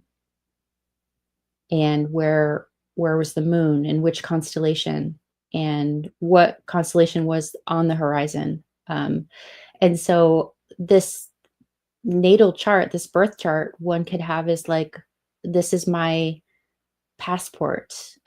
This describes me. My birth chart is encoded with all the harmony and discordance of all the different planetary aspects at the moment that I was born, when I came in through, you know. And it's interesting because AnMarie Uber does have a drawing from this woman named Kathy, who drew like a cube or the tesseract with these like planet, you know, as the spirit gets drawn into the realm, it goes through the 7 planetary system, which is incredible to think about. So the moment that you're born into the realm and breathing on your own, that's when your natal chart is created. And I think as well that the archons are the planets, and that a lot of these mythologies and ancient scripts and texts that talk about the different gods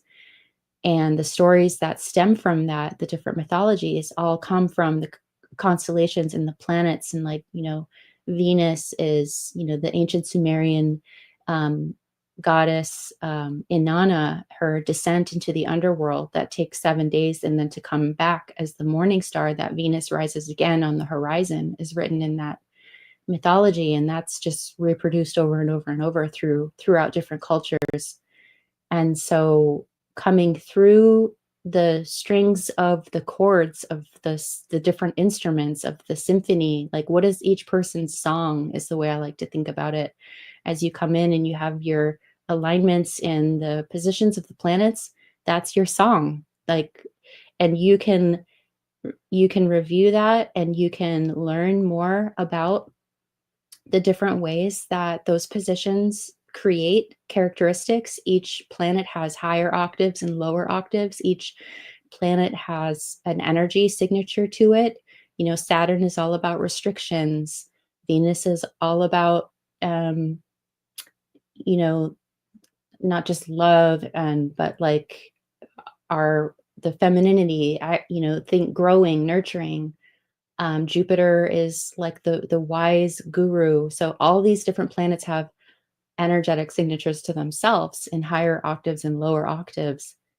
And so there's so many different ways that can translate to so each individual has their own unique song based on all of those instruments and where they are and what they're playing at the moment of your birth. And I think that's really interesting. It's beautiful. And then on the same token, it's like, do we really have, how much more free will do we have, knowing that the planets and these archons are like puppets that pull the strings, energetic strings, to create who we are. It's create who we are in our human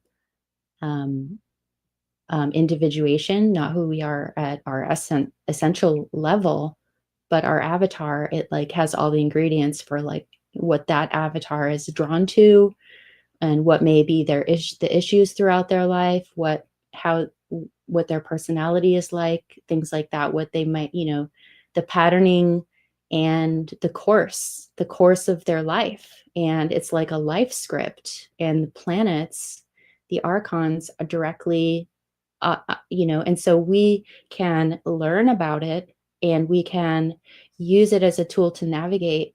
But we can also, like, you don't have to adhere. If you see something in the information that you find that you don't agree with, then that's when we bring in and tap into that direct connection to our essence, to say, no, I don't agree with that. And I'm aware that this is the energy of me and maybe the energy of this time, but and you can use it to your benefit, or you can use it as an information to correct your course.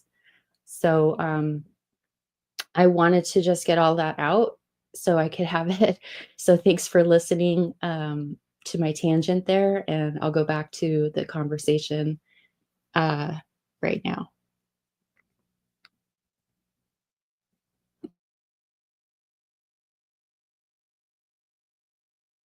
So I think we need to hold on to what's helping us, and also just listen to ourselves. But anyway, all this stuff's tied together. I really think it's all just tied together, but totally agree that soul trap, I think I got out of here.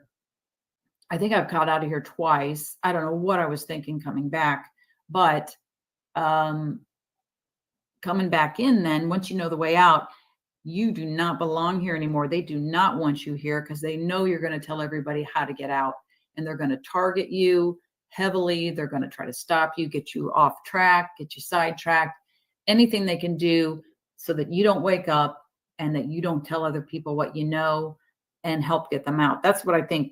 But again, I question all of that again. Like, I constantly question, but if it feels right in the depth of my being, it's like, I'm not going to let this go, because every time I've felt something and ignored it, I've regretted it. If I feel it in my gut, I feel it in my being, it's truth. It's not some kind of temporary bliss thing. Oh, that made me happy to hear that. That sounds great. I love that. I'm going to take that on. It's just a sense of rightness. Like, I don't know how to explain it, but I know it feels right. So those are the things I hold on to. And this soul trap thing, there's something more to it, I think. I think there's another layer maybe that we haven't hit yet of it. But in a general sense, though, yes, I think people are getting sucked in here, grabbed, pulled in, tricked to come in. And like you said, Ian, some of us have come back and tricked them and said, okay, we're coming back in. You got your lightsaber there. We're going to freaking blow this joint up. Or we're going to change it to the real. We're going to change it more in alignment with real nature that we can't see right now. There's veils up blocking it, but we can't access. That's where the true magic is. If we could access that real nature, there's magic in nature. And what they've done is they've blocked us from that. And they want the magic of technology, the black magician magic, the spells.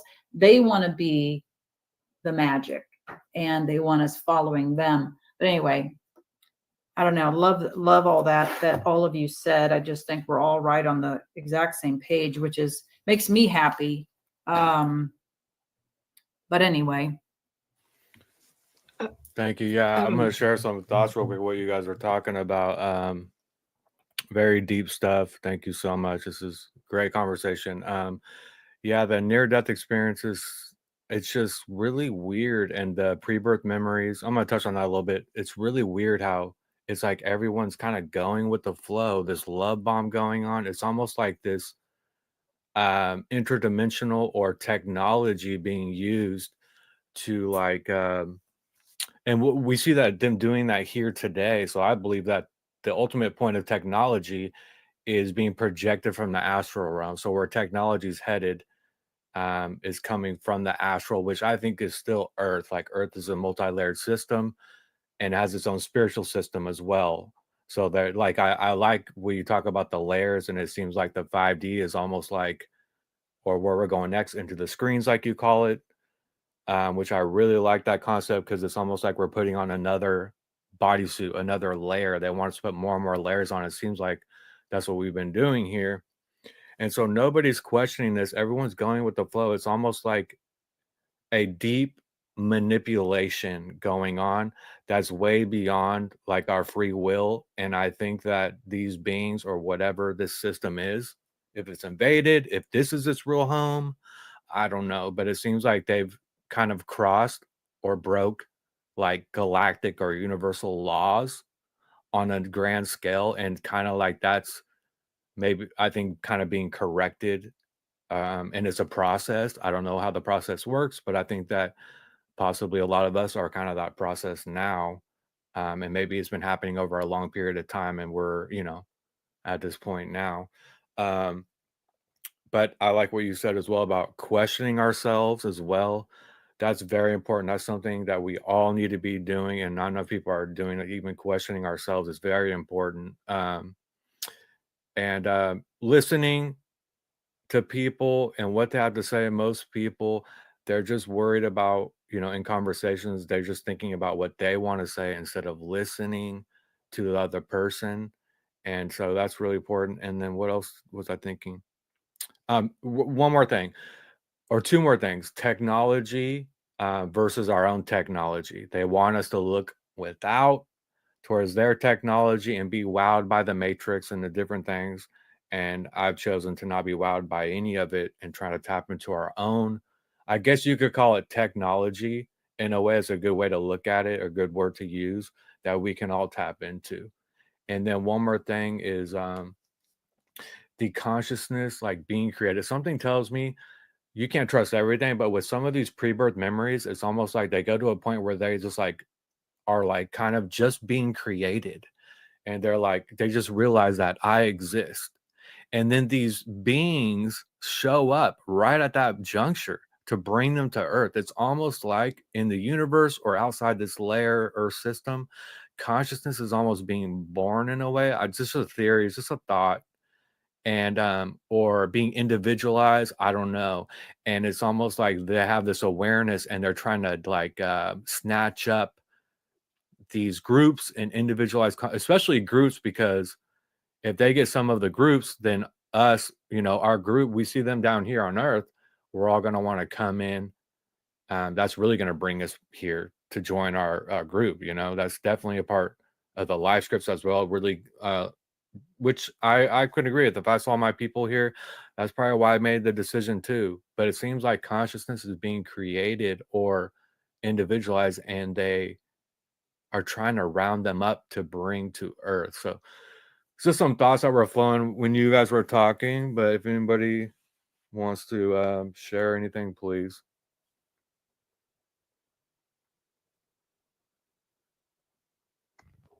I just wanted to, I love what you guys are saying about the layering, many layers. And I feel like most people, this has to do with being stagnant. We have to realize that there are more than one layer to even the truth. And I think that people get caught up in one layer, in the first layer, and they don't want to go deeper, and they remain stagnant and they remain there.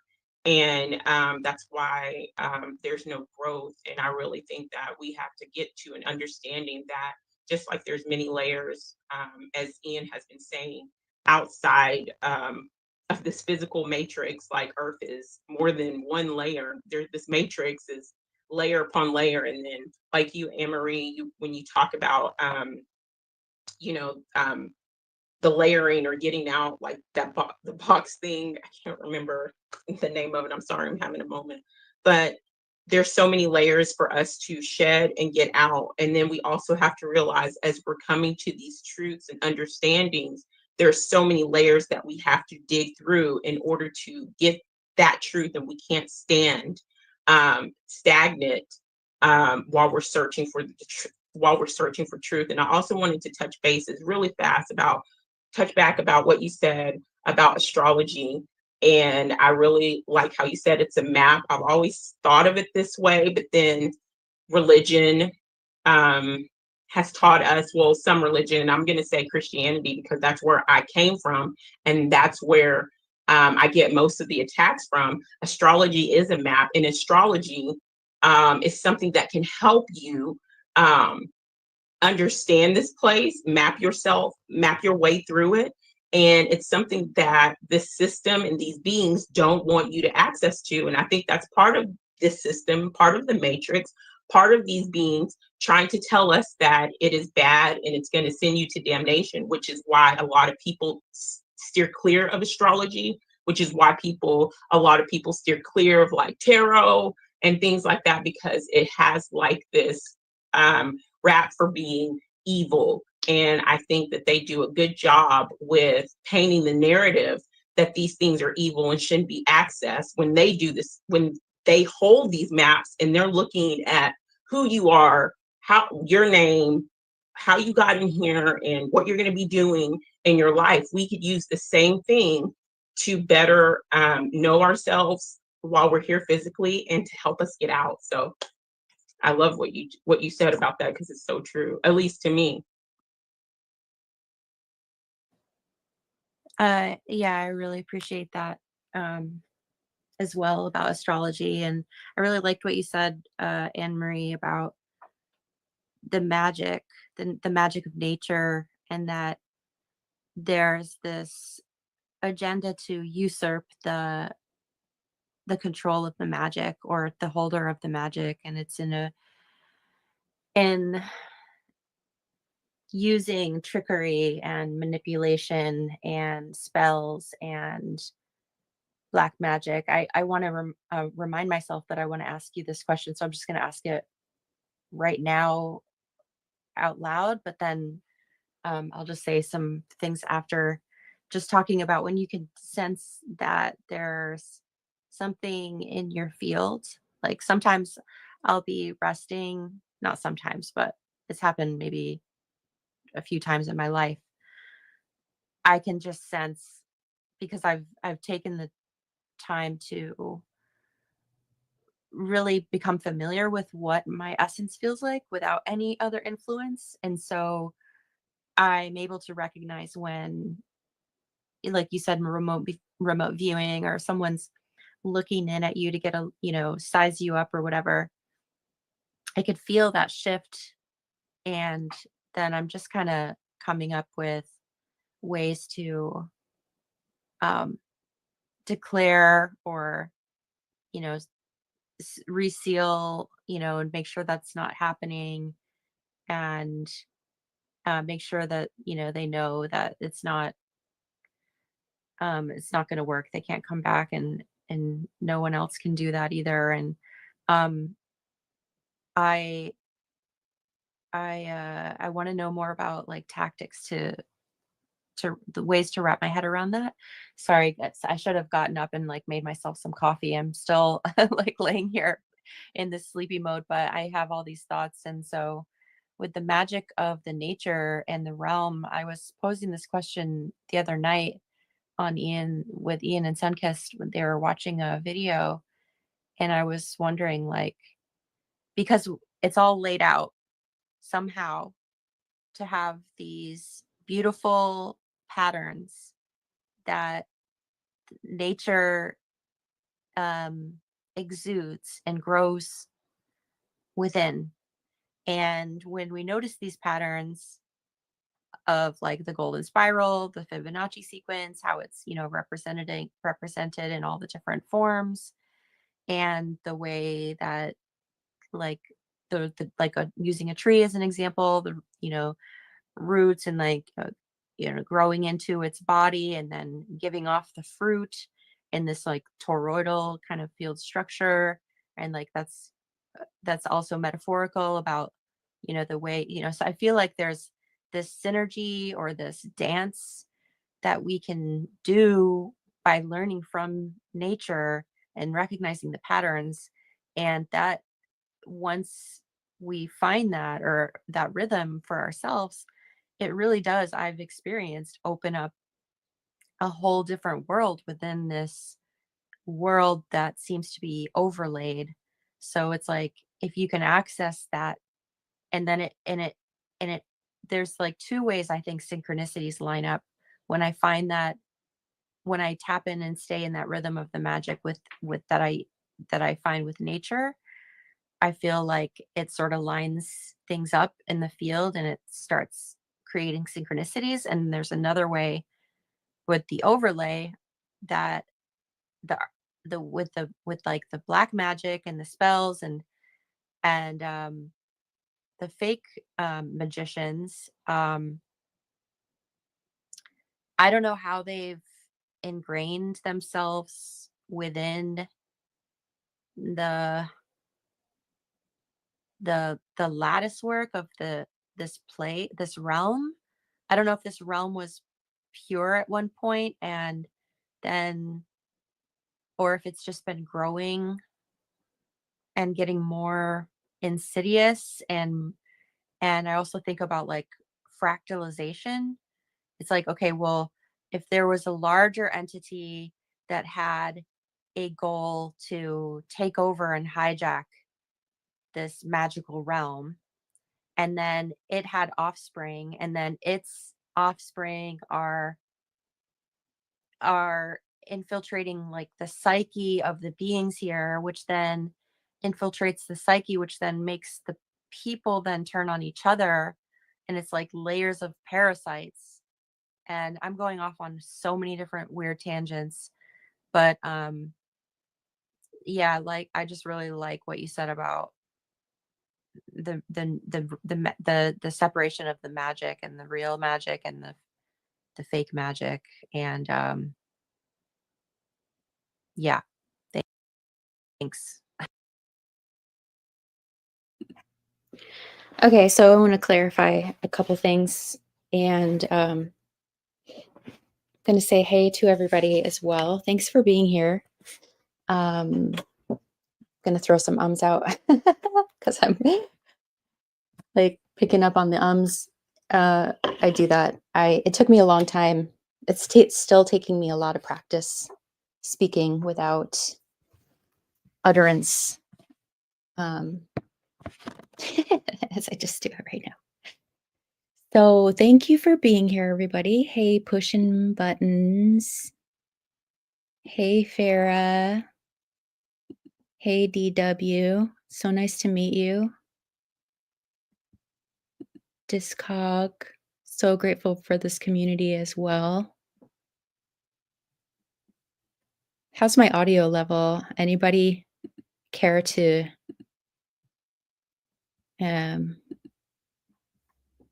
so Alexander, exit stage left. Greg.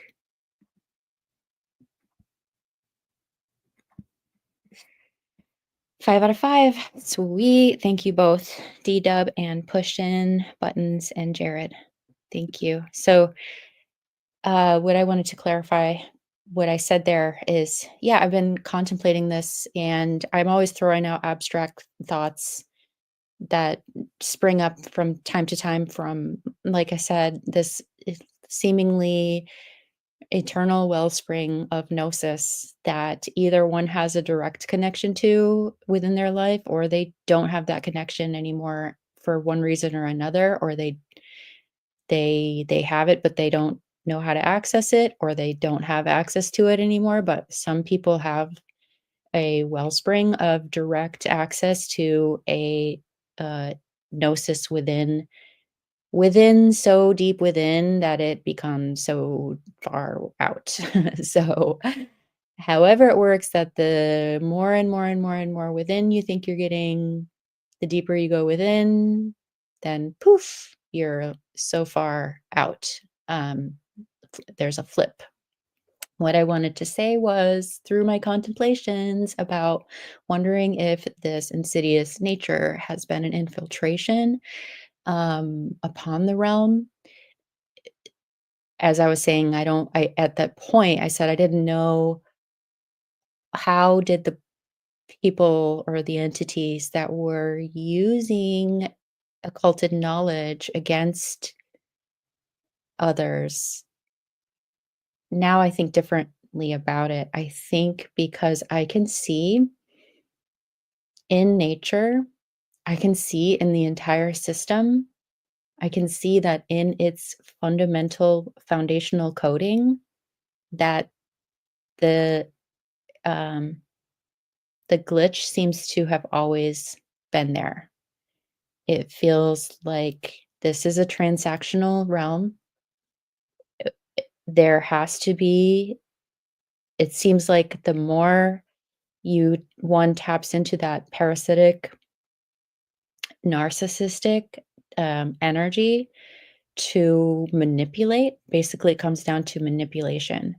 How can one manipulate another to benefit, and some take it further than just to survive? They use manipulation to thrive at the expense of another innocent, more vulnerable, naive, easily manipulated other, whether it be a species of an animal in nature, whether it be the ways systems are organized in society, interpersonal dynamics, even in our physiological body.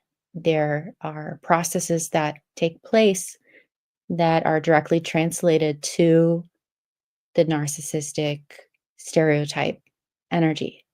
And so I just feel like this place, I don't know that there was an infiltration. I think it's directly in the coding.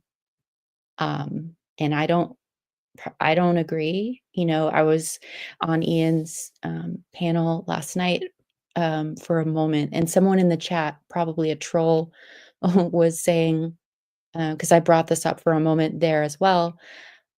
Okay, well, what other design could there be? And I think that's really just limited thinking. I think that's a person that doesn't have direct access to that wellspring of gnosis, to not be able to fathom or consider what other design there could be that doesn't rely on transactionalism, uh, or cycles of life and death that involve manipulation throughout the entire process. I can definitely feel into other ways of experiencing and creating. And so, yeah, that's all I wanted to say about that. I want to clarify. Um,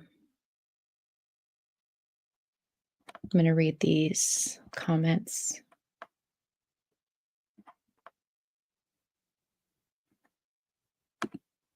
A lot of highly intelligent people in this community. I had a thought today. I am neurodivergent and was wondering what percentage of this group is ADHD.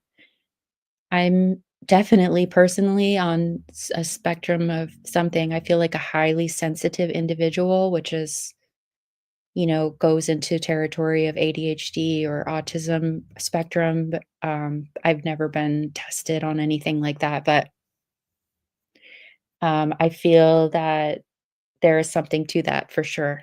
A lot of highly intelligent people being on some sort of neurodivergent spectrum.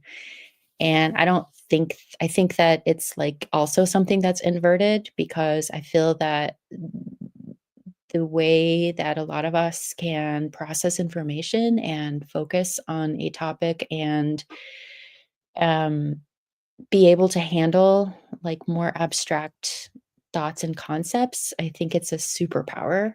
I mean, our natural propensities for these ways of thinking and like even like the things that they dub supernatural, I don't think they're supernatural. I think they're just very innate and very natural.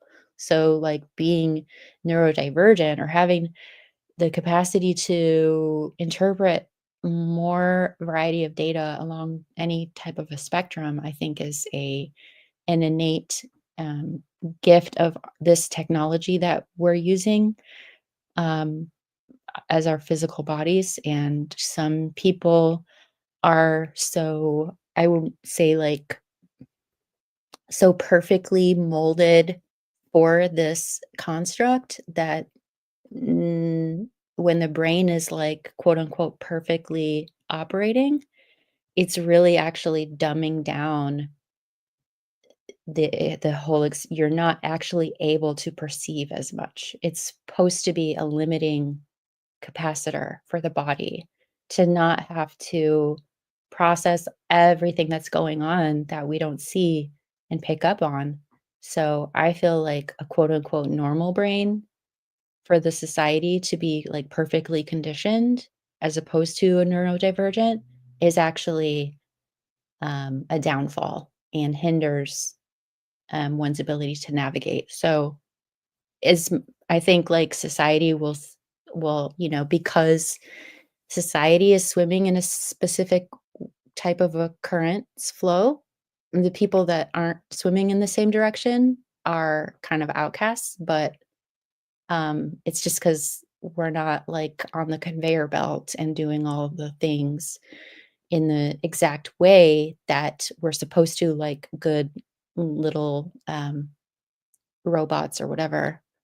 Um, Magic has a cost. True dat. Hermetic principles govern here, cause and effect. Yeah. And I wonder about the universal laws, if they are really universal and if there are, so maybe the original one, all is mind, the universe is mental, but there could be, am I getting like a Wi-Fi thing? Hopefully I'm still coming in.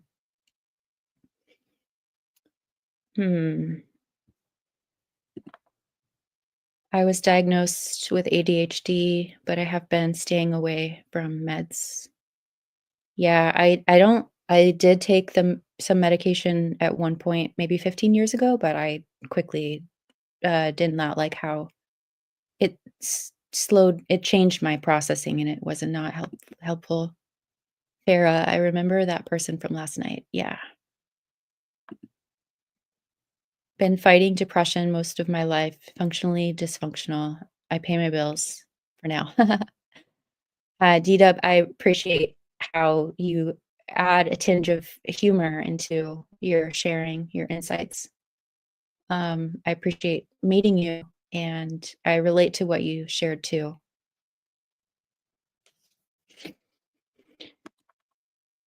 We got a boom from Alexander. Yes, you all have superpowers. It shows every time you all speak. Okay, cut out for a minute, but it's okay. Thank you. Intentional fracturing. Yes, utilize as superpower. Yes. Yeah, supernatural. Yeah, I always think like it's not supernatural, it's just very natural, very innate. Yes. Brain is a filter, a limiter switch for sure. Many don't recognize energy exchange, balance, giving back to all that we have borrowed or utilized. Very focused, much focused on mindfulness, respect, reciprocity, appreciation, and giving back are important to me. Absolutely. Such a beautifully written comment, Farah. Thank you. You're great. 2 pushing buttons. Thank you so much. Cut out for a bit, but oh, a whole bit for a second bit, but okay. Heart face, nice. Okay, so I feel like I explained what I want to. I'm going to go back to the conversation. I'm going to step away. I'm listening on the side. I got to just, it's getting cold over here. So it's about 50 degrees right now. So I got to like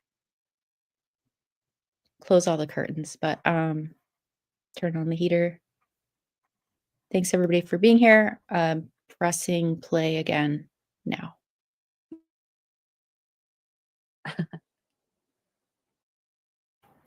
Well, I was loving what Ian said about them breaking laws. I mean, I think we're in a time where they don't care. So whatever's going on right now, they're desperate. They don't care. They're going to just do whatever, regardless of the consequences, which kind of ties into the maintenance thing that you were asking about, Heather, with protecting yourself. But I also love what Sunkissed was saying about the layers, because it's so true. It's like, I might be saying soul trap, but I'm thinking of it from a deeper layer. But that's what I wanted to say. Sound bites. There's all these sound bites going around. So we got the sound bite. Soul trap's a psyop. It becomes a sound bite. Now everybody's like, soul trap's a psyop. Oh, she said soul trap. She's a disinfo agent. She doesn't know what she's talking about. You know, that's all they hear. But when the 4 of us are thinking about soul trap, we're thinking on really deep levels that get layered. And I think we have more to go on these layers as far as understanding. But you can also make it simple and generalize, because that's what helps you understand, because there's so much complexity here and so much going on that you almost have to simplify it. But and I also like that you mentioned tarot, because it's got all their symbols in it. Yep, that's exactly why I'm using it. And I'm going to see exactly what they're doing. In fact, I use the Rider-Waite a lot. I teach off of that one. And that's got their, I wrote it in one of my books or something, the symbolism in a lot of those cards. And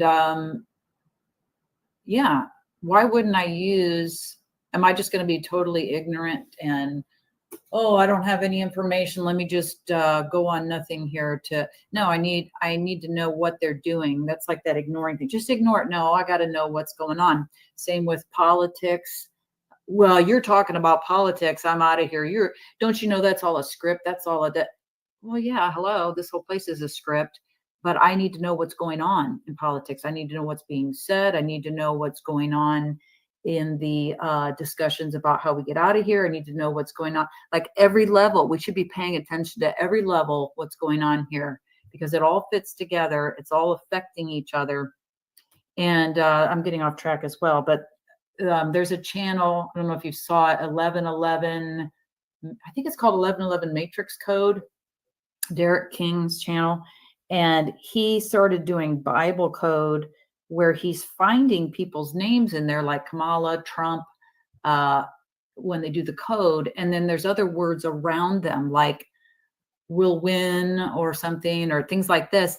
And I was thinking, I wonder if we're all in there, because we have the split mind. We all have our matrix mind that has our script and what they want us to think. We're learning what they want us to think so they can have us on their script, and we're listening to that part of the mind. And then we have our sovereign mind connected to our spirit, which is waking up, and we're breaking through and questioning so that we can access that. So it's like, I feel like I'm getting mind wiped right now, but I'm wondering, is all of our names in there? And he doesn't have time to like look for everybody's names. So I'm just thinking, like, all this stuff is scripted out. I just totally went on a tangent and lost where I was going. But so I'll just come back to the, oh my God, talk about needing coffee. I'll come back to the techniques to stop people from accessing you. They get you when you're tired. I've been very, very busy and swamped and doing a lot of sessions for people, just trying to get everybody in. Because when I did the Tony Sayers interview, a lot of people came to me wanting sessions and stuff. And it was like, whoa. And so when you're trying to get through that, you're not necessarily locking your energy down that well. Or they come at us when we're asleep, these times when they're looking for any crack. And so I think these people taking a look at us, like that group, are they robotoids?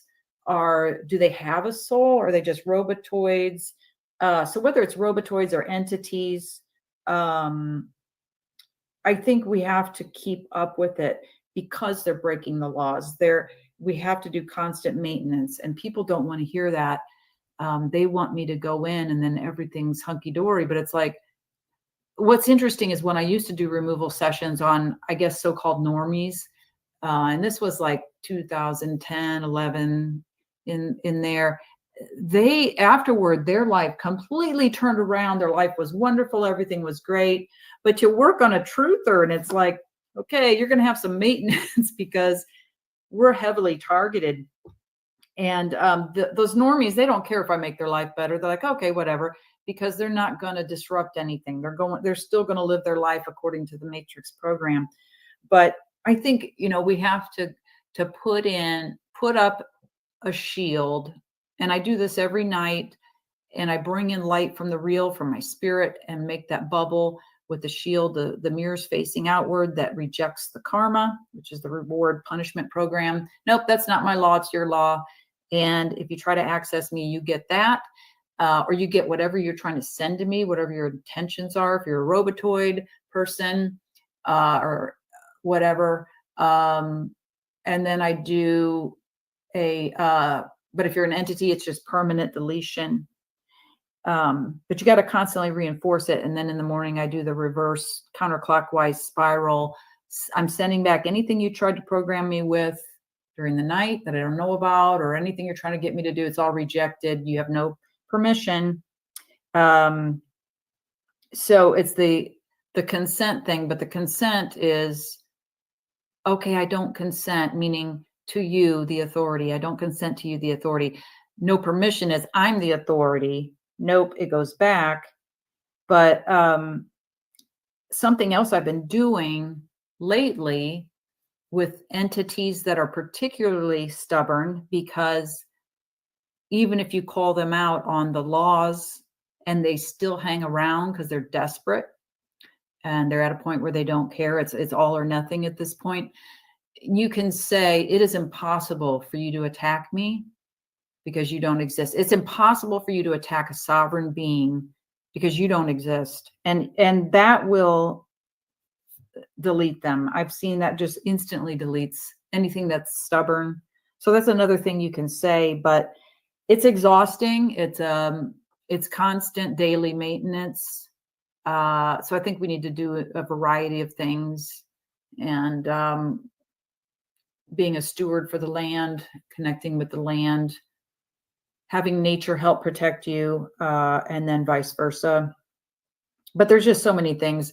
But the more we're out here in public, the more you're attracting people like that group and that lady's ridiculous channel and the ridiculous services she's offering that I saw.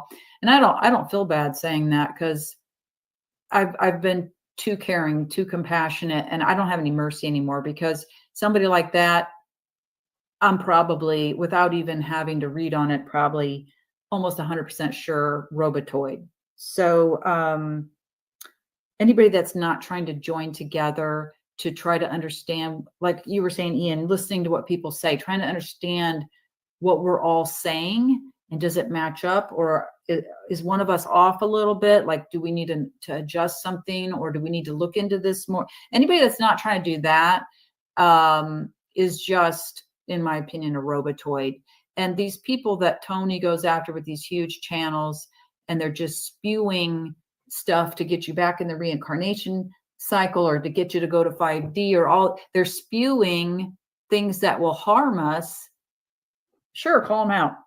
They're probably robotoids. They're almost 100% sure they're robotoids, or they're plants. So I think we have to, so as far as robotoids, these are these black magicians in bodies here, or people going and looking at, we just have to constantly put up blocks. I send back everything back to them, all their spells or whatever they're intending, their intentions, everything goes back to them. If they continue to be a problem, I put mirrors facing in around them. So everything they're sending out comes right back to them. It doesn't go anywhere because they asked for it. I don't go after you if you don't come after me, but if you come after me, I'm not nice guy anymore. I had to learn the hard way. We all had to learn that, right? We have to not trust first until proven trustworthy. And what we who have open hearts and care, and we're still connected to our spirit, we are a real being, it's our natural tendency to care, to trust. And then we get betrayed. So that's the chipping away at the heart, the trauma. Like Ian was saying, you know, somebody flips on you, it's a blow. It's a stab to the heart. It's like, wow, it's a betrayal. And these betrayals happen on all different levels, from that mild level to horrific levels, which I don't think I can say certain words on YouTube, but it's a trauma fest, and it's all to get us, it's to break our spirit, to break our heart, to and shut us down, especially if we're awake. But I think we've gotten beyond their control. They're still fighting like crazy. Like I said, it's all out. They're desperate. They're using their robotoids in groups now, whatever they want to use to come at you. But it's they're still not going to win. They're just not. So I ended up removing that block that group left behind on me, wasted a lot of my time, which also pisses me off. And, you know, what are they accomplishing by doing that? It's one thing to talk out about somebody. Hey, I don't think their message is true, blah, blah, blah. It's quite another to go into their energy and look and access them. That's quite another thing altogether. That is so unethical. It's beyond belief. But anyway, yeah, I think these people need to be shut down. But I don't know what I'm saying, because I'm going to go on 50 tangents. But I just appreciate all of you. I appreciate the level of conversation that's going on here. It's just more proof to me that we are all joining together, and anybody that's trying to prevent that is I don't want to say enemy, but they're the problem. And I would highly suggest you don't get caught up in that. It's another trap in the trap.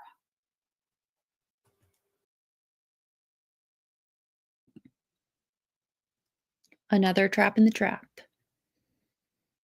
Yeah, I appreciated the level of conversation in this discussion, and as others have been unfolding, journeying points home. I don't know if I'm saying that correctly. I got to jump into a discussion that was going on recently, and it's just so wonderful finding and connecting with others that think along the same lines, and we can share our puzzle pieces with each other and insights, and get closer to deeper levels of understanding of everything. And so I wanted to share an experience of what she was saying about the technique that she shared with me to whenever I notice, so like the other night I was falling asleep. I fell asleep already, and then I woke up because I was feeling agitated, and I felt like uneasy, and I just I didn't know, all the conditions in my environment seemed comfortable, so I'm not sure. And I just envisioned as I was half asleep,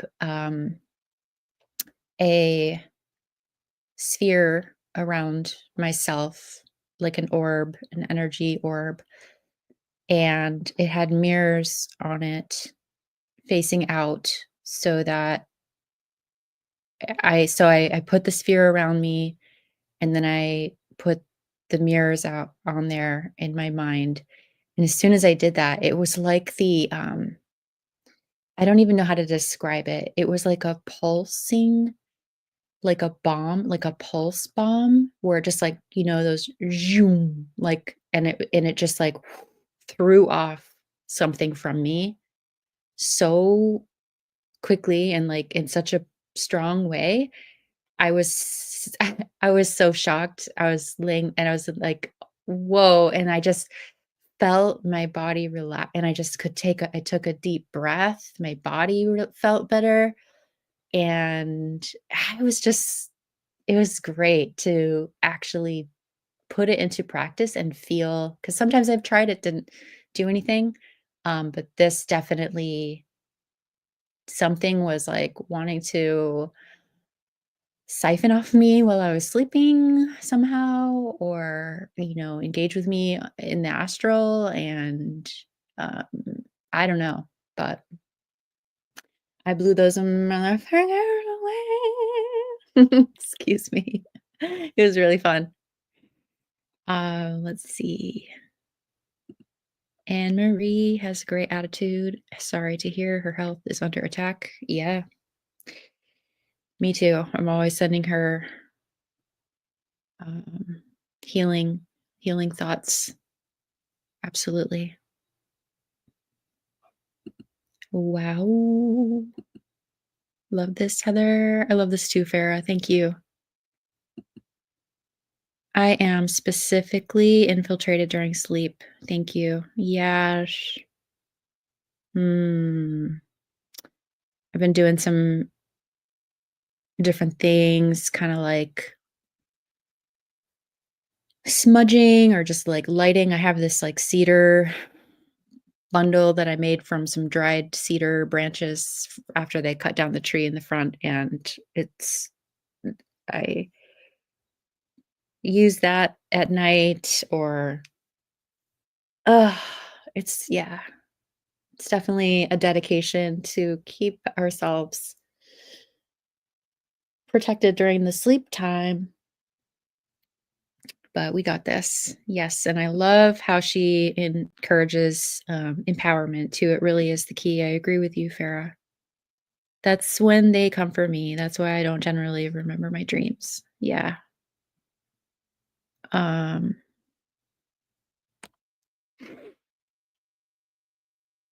What the other thing I want to say before I press play on the conversation again is AnMarie, I appreciate how she when she was just talking about like attacks on the heart. Sometimes when I feel that the underlying inherent coding of this system, the manipulative narcissistic aspect of it, when it creeps through and people turn on you and for one reason or another, and it's just like so heartbreaking and confusing. And after so many years of my life of going through different abusive scenarios, I still have, my heart is strong. And it made me think of the word courage, and core is heart in French. So courage is like the strength of the heart. So I just wanted to add that in there and protect our hearts and stay courageous and diligent. And it helps to have people around us to help us feel encouraged, supported, loved. So thank you for being here, and thank you for being in the communities that we're organizing. being in the Discord. And if you're listening and you are in the Discord and you haven't introduced yourself in there, please send Ian a voice note so that you can stay, so we all can hear each other or recognize each other and know who we are, to feel more safe and our hearts more protected as we go forward. Yeah. A lot of sleep issues for me lately. Attacks, tech. Yeah, I got to get better at putting my technology far away from the bed. I got to get like a little clock so I can look at the clock without having to turn on my iPad. Feeling of disparity after waking feels like it's not mine. Yeah, I hear you. I don't know why my internet on here is I don't know if I've broken up much. I apologize. It sucks to care. No good deed goes unpunished, but I'm back for more. LOL. Right? I relate to that. Yeah, Greg,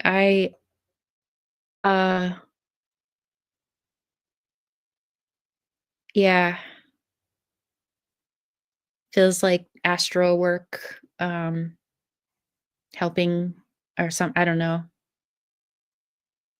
Get lots of rest and take care of yourself during the day so you can keep your nervous system regulated, so that it's not so much of a deficit that you have built up your reservoir during the day.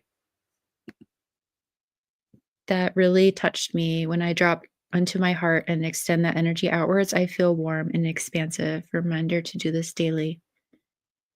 Yeah, that's something beautiful. I used to do meditations, like Vipassana or Metta, like Buddhist or Advaita. A lot of those meditative practices involve the heart.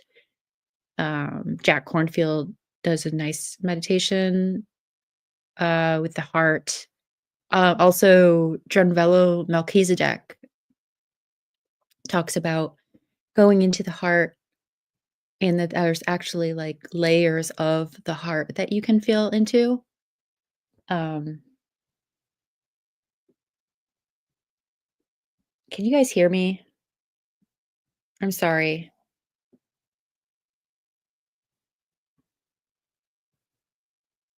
Okay, audio wise. For some reason.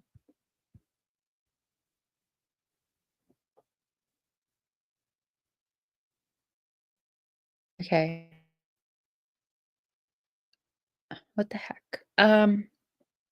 Okay, I'm just gonna play. I'm just gonna play this. What was I just saying? Drunvalo Melchizedek has a meditation to go into deeper layers of the heart to access. I feel like there's something, because the heart and heart math, like the heart has its own electromagnetic field or some sort of field, biofield that extends out further than that of the brain. This is presented by Heart Math Institute. And so, like, the energy of our hearts has an effect. So to train it, to do those times of intentional focus to that, toroidal field around the heart and expanding it outward as far as you can, like building an energy ball in your hands with the chi exercises, to do the same with the heart. And that's for sure very measurable and very powerful and legit.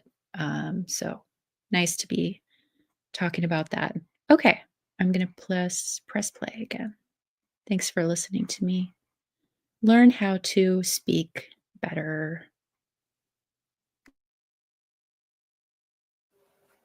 Powerful. Yeah, that's another thing that's being programmed with the soul trap thing, is that we don't have any solutions, all this stuff. But you can see in these conversations, at least that we're having here and we talk about, is that balance of awareness, understanding, and studying the enemy, an obvious enemy, and also solutions, not giving permission. That's a very powerful thing that AnMarie talks about a lot that's really hit home with me is having that intentions of, no, I'm not giving you permission of this, you know? And for me, it's like, yeah, robotoids, that's kind of the level I'm at. It's like at this juncture, if you're not reading the room per se, or, you know, the vibe that's going on in this world and this war happening, and you're kind of standing with the enemy against us, you just might be the enemy. Maybe you didn't lose your way. You know, maybe you're just one of them. And for me, I'm leaning that direction because how are you not tapped into where we're at? So if you're standing with the enemy again, that's what happened in 2020. Is like our own family in a way sometimes was like standing with the enemy against us when we're trying to warn them, along with all the other stuff that we point out with, you know, the different government systems. So I agree, it's beyond their control now. It is the apocalypse. You know, the veil's been lifted. You can kind of, it's like going at a rapid pace right now. The veil is lifting on all the beings, places, and things, and we're really seeing its true nature. It's like people, it's like they can't hide anymore, which is a good thing. So it's like they're just shooting themselves in the foot at the end of the day. And I see victory at the end of this. I don't see, you know, I'm stepping out of that. I'm looking for more solutions and not giving permission, and, you know, going to my own power is like the direction I'm headed. Instead of like that soul trap, you can see a lot of people just sitting in that same perception for views and clicks. And it's so Sunkissed, you wanted to share anything? But thank you guys. Very deep stuff. Yes, I'm enjoying this conversation, and part of the solution is listening to other people. Like, everybody has such a beautiful piece of the puzzle, and I'm learning so much. Or, you know, it's awakening parts, or wisdom or something within myself that has been dormant, for a very long time, or something that I only scratched the surface of. And you guys are saying things, excuse me, or, you know, people in the community have said things, and I'm like, oh my goodness. And so it's caused me to go deeper. And we have to go deeper. Even if it causes us to be uncomfortable. And I just wanted to ask you something, AnMarie, about, I love the, you know, the giving permission with different energies, and you don't have permission. And I know that I know who I am, and I know the strength and power of myself, because if the system and these things weren't afraid of my power, or the power that is us, then they wouldn't be trying to disconnect us from our power. So we have a lot of power. So I have 3 children. I have 3 little ones, and I was wondering, like, what you do at night when you say you call in or you bring in the light from the real. With my little ones, is that something that I can do? Like, we read our bedtime stories, and then something I can say over them in the nighttime to help protect them. Um, Especially, like, you know, my 4-year-old. I have a 4-year-old, a 9-year-old, and a 12-year-old. And I homeschool, I keep it real with them. They know we're in a matrix. They know the things that mommy knows at age appropriate. I think it starts there. I think if we can raise children without the programming, they won't have to spend years and years like us, like shedding all these layers, but they're able to grow within themselves organically. But do you think that's something I could say over them, and that would be good for them, as far as like a protective energy or whatever, because they're so young? I do it for my cats. What I do is when I bring in that light and put a bubble around me, and then I feel it build and build. And it is just like you said, your own power, the power of spirit, the power of a sovereign being. And as that gets stronger, I stretch that bubble out to surround my house, my land. Sometimes I'll go further than that, but it definitely surround my cats with it. Nobody's accessing us. And what usually happens, which is kind of interesting, is I'll go to bed and I'll forget to do it, because you get distracted with 400 million things every day. And my cat will get on me, and it's like, oh yeah, I forgot to do the, so, but when it's a concerted effort, like that group I was talking about, you can't always be ready for it, but as much as possible, try to remember to. So yeah, I would just put that up around the whole house, around your kids, around everybody in it, just like you would do protection on your house. Nobody walks in here with an entity. Entity stays outside. Like Ian was talking about, the parasites, the vampires. You just because you're attached to somebody, if they're coming in my house, you don't get to come in with them. If they're just a robotoid, their empty shell can walk in and then walk back out, but nobody's leaving anything in here. So it's the same thing with your personal energy. Just expand that bubble out and put it around your light body, your soul, the whole space your physical body's in, and all the way out. And just do it however you want to either visualize it or intend it, or do your own method. Not everybody comes at things the same way or has the same abilities available to them. And I get a lot of people asking, well, why can't I do X, Y, or Z? And it's like, well, you might not be accessing that ability because your spirit's protecting you. It's shut down. Because if you went and did that, you'd probably be getting accessed all over the place, especially if you go do it without knowing first what's going on here and what you're up against. So yeah, just do it your own way. If you want to use words, that's fine. But it's just putting your own power, your intention into it. That's all that's important. Just like talking and stuff. I don't alter too many words because I got to use the language, and it's just another time waste to sit here. Well, I got to avoid that word. But when it's important, like if we're talking about the creator, I'll use creator. I won't use source. There's particular words I think are more important not to use. But if you want to use words, just do that. Do whatever comes to you and what feels right. And I think it's just the whole key is maintenance, daily maintenance, until this lifts or we gain some kind of more traction or something. But I'm with Ian. I see victory at the end. And I kind of see several ways we can do this. We can actually change this place back to the original virtual, where it was the closest to the real that it ever was.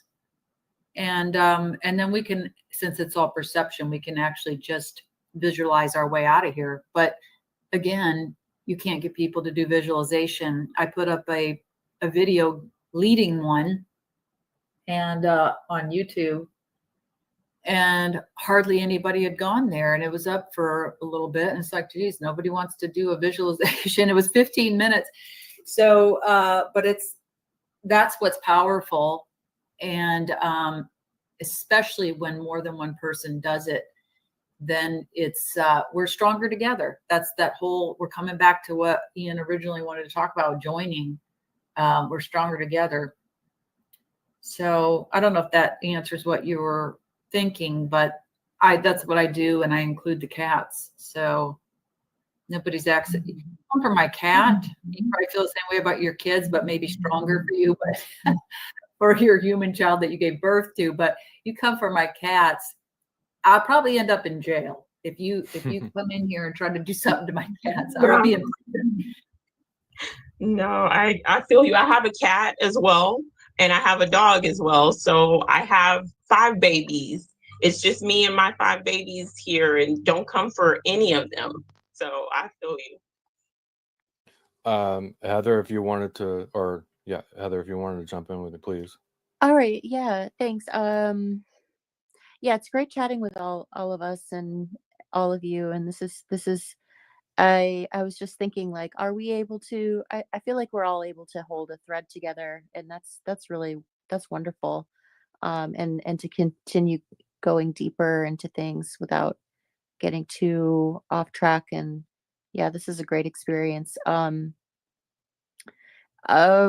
the visualization thing, I think that is really important as well, especially in groups, like you just said.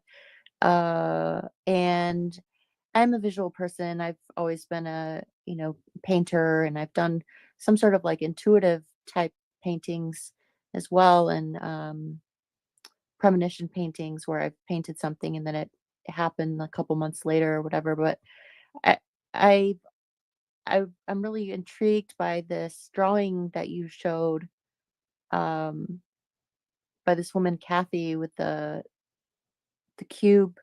I've done all these really large scale paintings over the past 15 years of cubes, just all these cubes and on top of cubes, I just like almost went into trance just making these huge paintings, and I don't know why or what I was trying to show myself or what I was trying to say or bring through.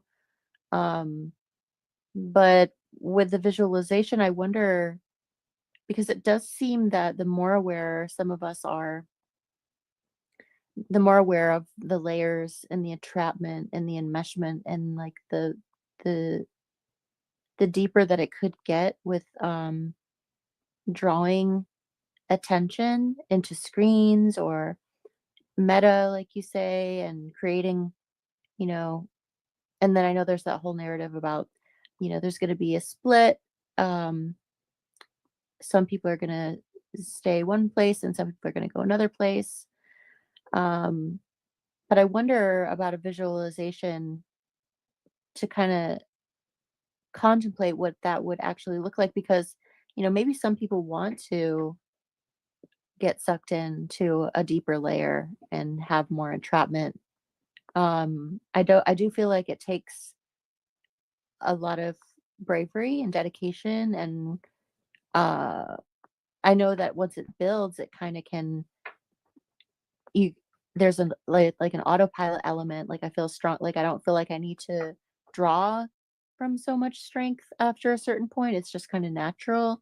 So maybe it will get to a point where I won't need to feel like I need this amount of dedication or bravery so consistently. It'll just run by itself.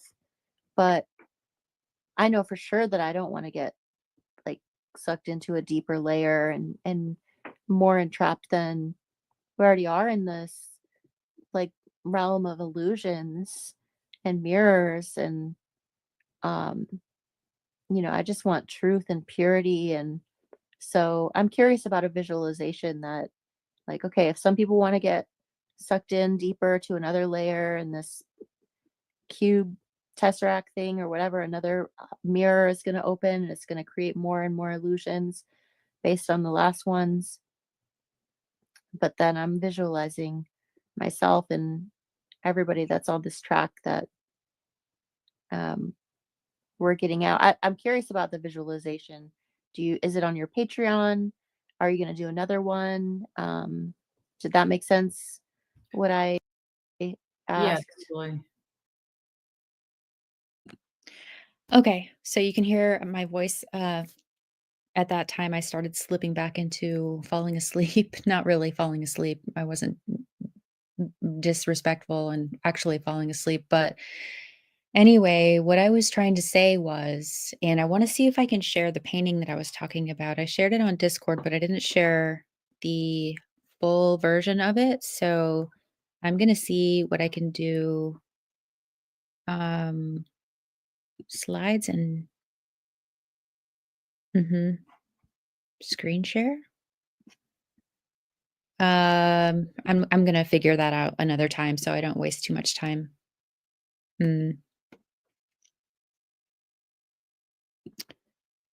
So when I was saying that it feels like some people may be okay with getting like sucked into another layer of lockdown within this realm. And I don't think that essentially they would be okay with it. I'm saying the people, like, because so many have felt it way more convenient to give over their power in so many different ways for convenience. And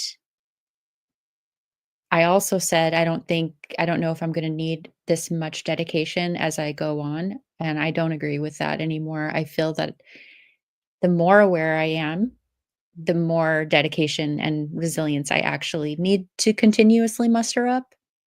And I think that's another aspect of why some individuals may more easily slip into another layer of lockdown because we need to do work to be aware, to go into the psyche, to go into the shadows, to shine light on all the repressed stuff from trauma, from subconscious programming, to shed all these layers and layers and layers and layers that we've been collecting like gunk um, in pipes, and working on clearing everything out so we can have more direct fluid connection um, to our essential source.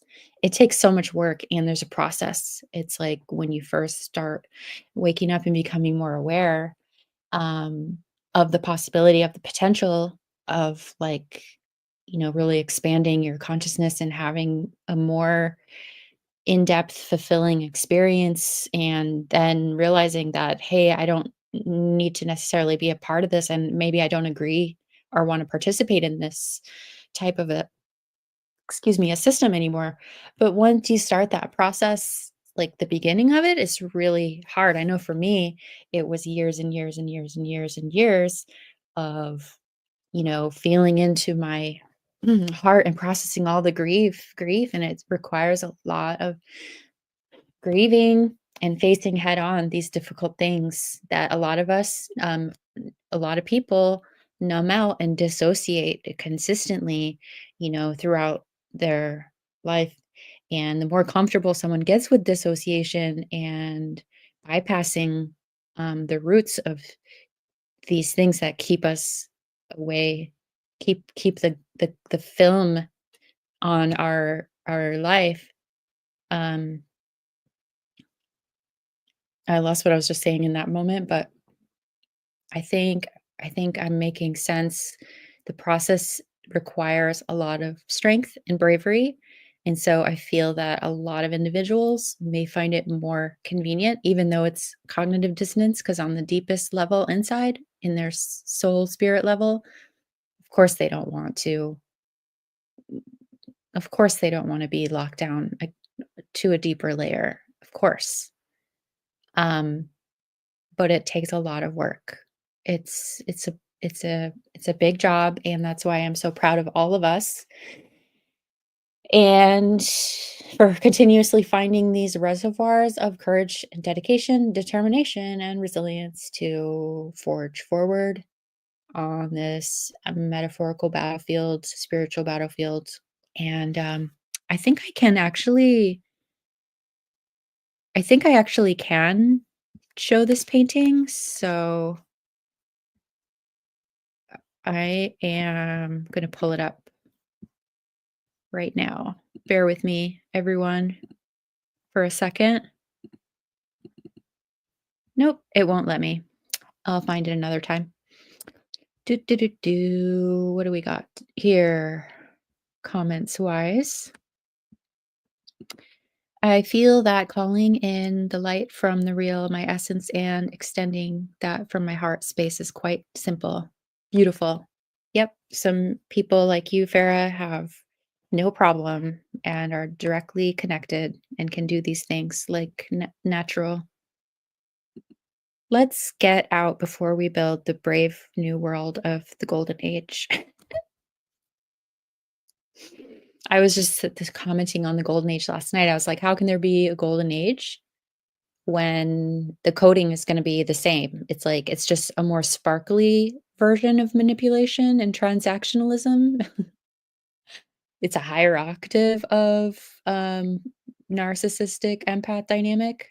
It's like slightly better uh, versions of abuse and submission. I don't understand. Is the coding going to change?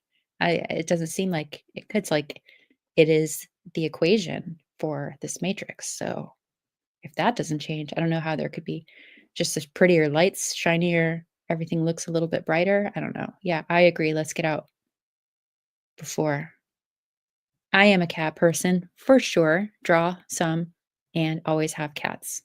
Not quite the extent of Heather's cat art, but I definitely resonate. I love that you're a cat person, and I would love to see some of your cat drawings. And yes, I have a series of paintings called Cats in Clothes. I may be able to show that really quickly. Let's see, cats. I can show you those paintings quickly. I think I can do that.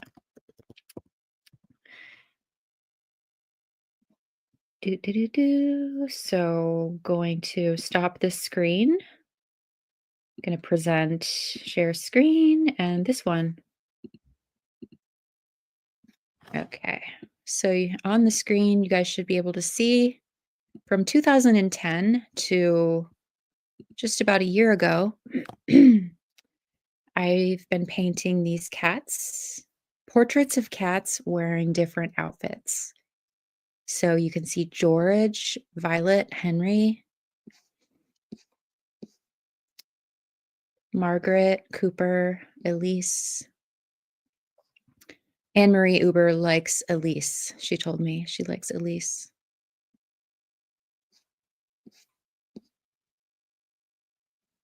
So yeah, these are some paintings. They've been in different galleries and museums, and they're all 9 by 12-inch paintings using acrylic. Stop sharing. I'm going to go back to the conversation now. And I'll show the painting to you guys some other time. Okay.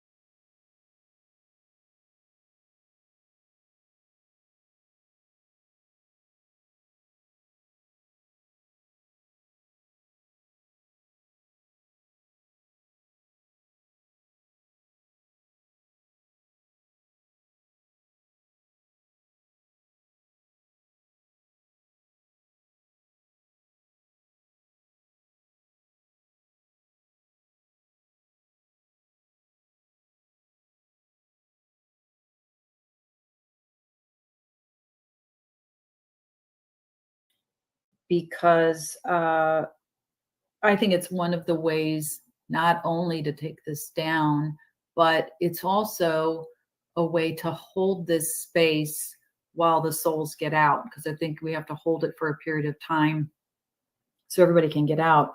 And I kind of feel like the ones that want to go deeper in here, I don't think they're a soul to begin with, to be honest, but that cube picture was Kathy. She was trying to draw what I was talking about. And the cube was kind of like the whole tesseract and the small drawing inside of it.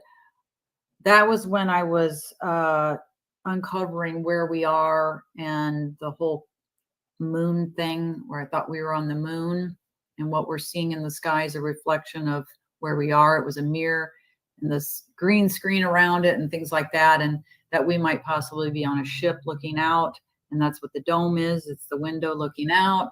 And I kind of went further with that, where the Atlantis or Atlanteans had come into, I think that's what I was reading on at the time. I don't even remember half the stuff that comes to me. But they had come underground and to Illusions based on it's actually seeing illusions based on the last ones. But then I'm visualizing myself and everybody that's on this track that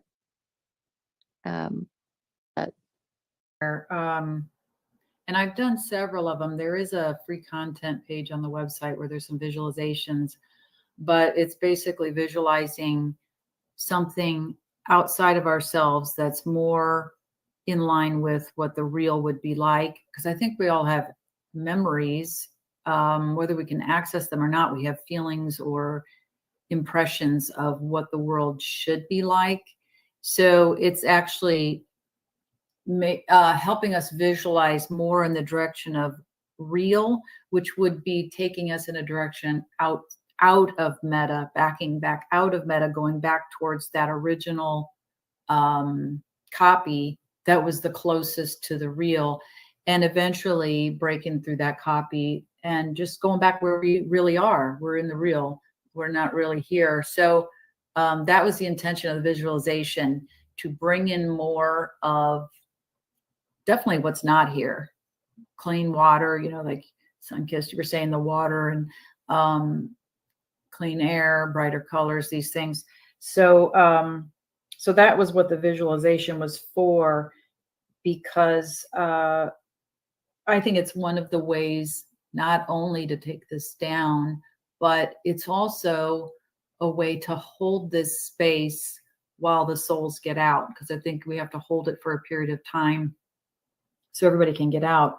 And I kind of feel like the ones that want to go deeper in here, I don't think they're a soul to begin with, to be honest. But that cube picture was Kathy. She was trying to draw what I was talking about.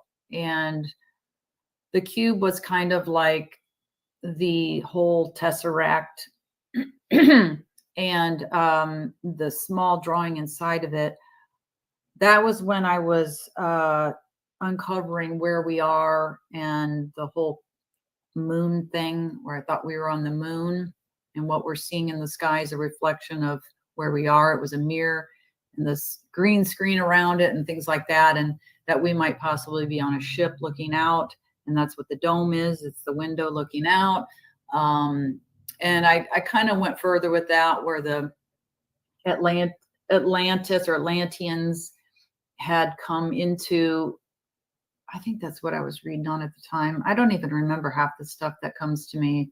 But they had come underground and to here, and that Atlantis happened in a different dome or crater. There's a crater Earth guy out there. So when I started talking about all that, it was 2020, middle of 2020, and people were referring me to Gaj Flamst. He's got that weird name for his channel. They ended up taking him down, but his stuff, because he was talking about crater Earth and that we were actually on the moon, and he was mapping out Disney World, and Disney World, the drawing of the map of Disney World fit exactly into this particular crater on the moon, and very fancy videos and stuff. So he's talked about a lot of things from that perspective. And then there was also Vibes of the Cosmos channel. That was I've been also watching that one recently. Okay, awesome. So my viewers like referred me to those two channels because they're talking about what you're talking about. He was talking kind of similar to what I was saying, where the moon is a reflection of here, and it could be a time lapse, like we could be looking at an old version, because I think there was, or we're seeing all the land that we can't see or that we're not told about. So it's kind of similar to what I was saying, but a little different, where it was like, okay, that makes more sense, where I'm very simplistic. It's a mirror, you know, and then he's giving it a different dimension to it, or depth to it, where it's like, okay, that makes a lot of sense, and how that could be happening. But that's what that image was.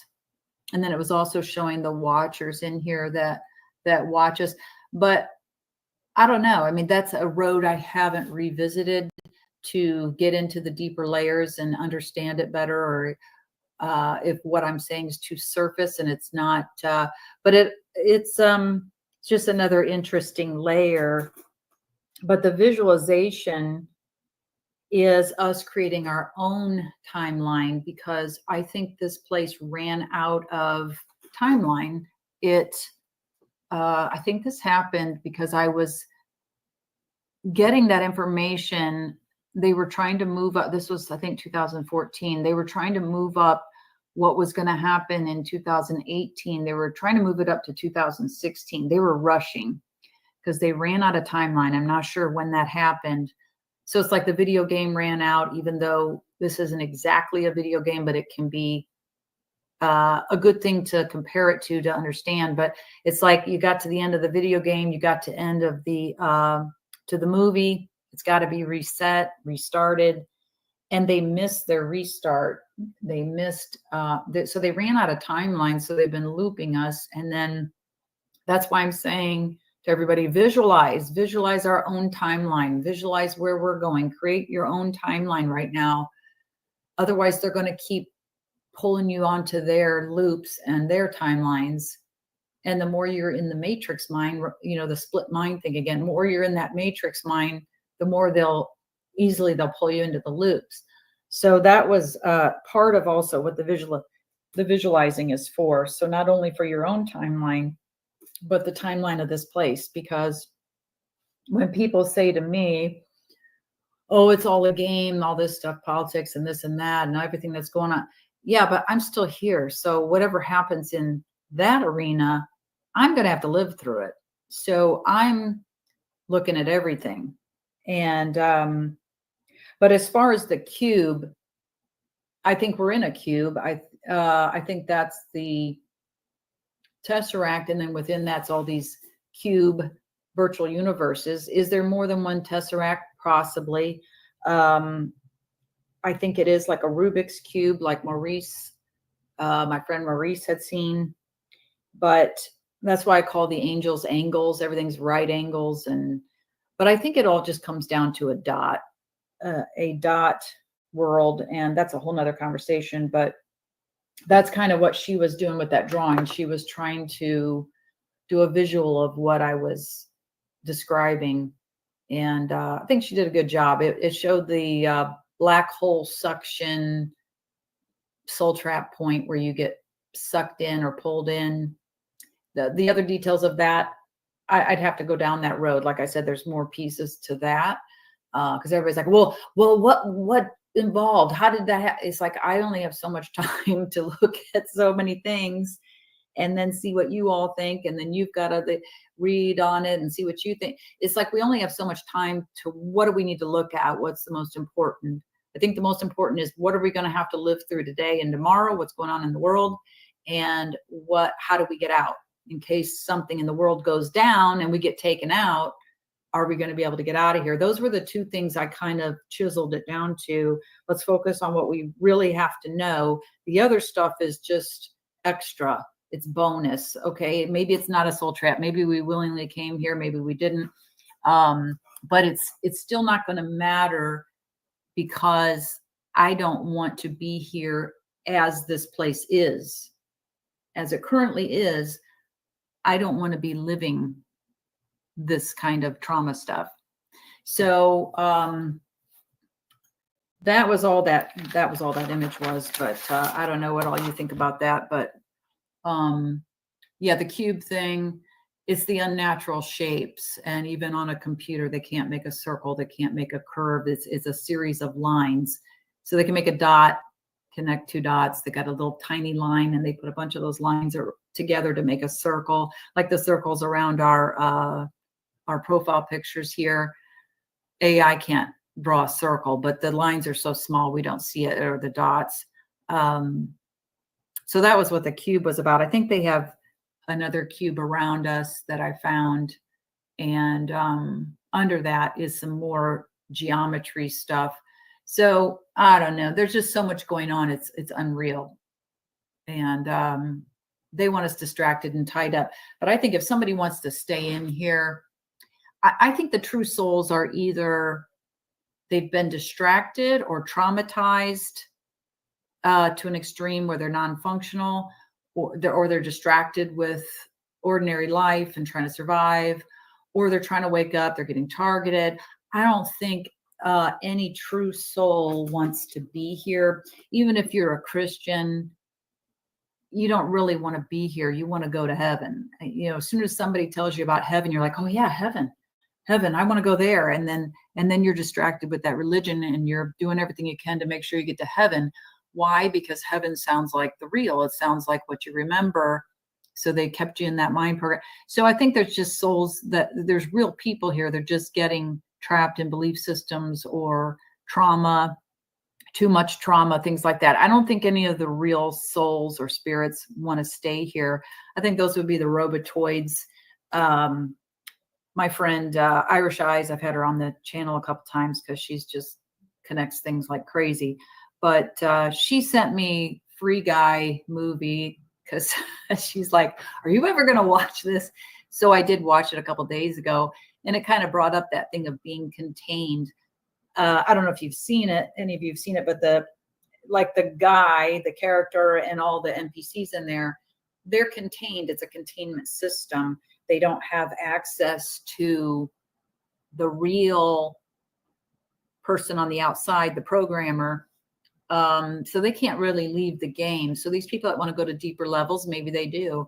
And they're just part of the game. They can't really leave anyway. But I hope there's nobody that's playing the game, because the players would zip in and out of there in that movie. But I would hope there's no souls that want to just stay in the game. But that whole movie brings up another thing with free will and that whole discussion. But anyway, I'm talking too much again. Wow, very deep, very deep. Yeah, that's what I've been struggling with. But I like how you say we need to visualize the world we want to see, because we're so focused on this. So the question is do we kind of fix this place, or are we trying to get out, or is it kind of more complicated than that? A little bit of both. Tapping into that power, gaining that sovereignty in this physical realm that we need to do to get out. So I'm kind of struggling with that, and I think we're getting closer to like the total mission. I think it's kind of being based on our level of awareness, kind of being from our the real, as you say, like our real self kind of spoon feeding us this information, so we on this timeline or journey we're on. So if I had to choose right now which I'm leaning towards, it would be like I said, tapping into our sovereignty and our power, focusing on creating a better world, but also getting out. It's kind of a paradox for me. Sunkissed, do you want to elaborate on that? No, I totally agree. And I think it's all of the above. And I loved how you said holding space. There are some who will have to hold space for other souls to get out. And I think that while I'm here, I want to make this world a better place. I've always thought that, in spite of everything, I've always wanted to make this world a better place. I remember being so little. I know for me, when I realized that this place, something was off with this place, something was wrong with this place, and I felt so out of place, was when I was like a little girl, 5, 6 years old. And I was like, love is lacking here. Why am I feeling this way about the world and people, and other people don't care? And so I've always wanted to make it a better place, no matter how I felt on my journey. And I want it even more so because I have remnants of myself, physical self, that I will leave here. Not that, that's anchoring me, but I want it better for them while they're here with their journey. And maybe I might be the one holding space so they can get through what you're saying. I'm thinking about a lot of things, but what you said, holding space, hit me. And it's actually, I'm sorry, I can't get off of it. Something about that uh, did something to me, and is stirring something inside of me that I've never felt before. I've always felt that people come here, souls or beings, whatever you want to call it, come here for different reasons. There are some people, and I've said this on Ian's platform before, I felt that for me, there's a certain love, and not that old crazy, unauthentic, worldly love definition of love that they give us, but that love, that love that has connected us to the real, to that, to spirit. Some of us come in holding that, and us being here or whoever holds that, it kind of wakes up or shakes people around us. And it causes other people to kind of wake up to that love. And then there's other people who have other different things going on while they're here. And I always felt like I was a canopy. I said this before, a canopy of love for certain people, who can't really just tap into that themselves. And I'm tying that with holding space. And so I'm sorry if it sounds like I'm going in a circle. You blew my mind with that. And so, but I agree, it's probably all of the above. I want to piggyback right on that because I feel so resonant with that, what you just shared, Sunkissed, and I also like earlier when you said, AnMarie, about the steward, being a steward of the land, and I feel like we've all shared as well that experience in childhood of recognizing that, like, wait a minute, yeah, because I remember looking out the window or just contemplating as a little one, and like, this isn't right. I don't I why am I here? I, yeah, same. I think I've heard us all share that. That's um I have to laugh and pause because I am so tired. You can hear in my voice at this point, I'm falling back asleep. And what's interesting is after we're finished talking, I fell right back to sleep, and it was the deepest sleep. And I felt that, like, mm, I don't know, it was really interesting. But going back to what I was trying to say, and I couldn't because I was too tired. I resonated so much with what Sunkissed shared about bringing in love. And I agree. And I've also brought it up on Ian's panels as well. I don't feel that love is the proper word for what we're trying to point to here when we say love. Like, it's all love, or we're bringing in love. You have to bring in more love. And that's why this unconditional awareness at the bottom of the screen, when I remember the stream when Ian and I were talking about, like, what else could we say? What else could we say instead of love?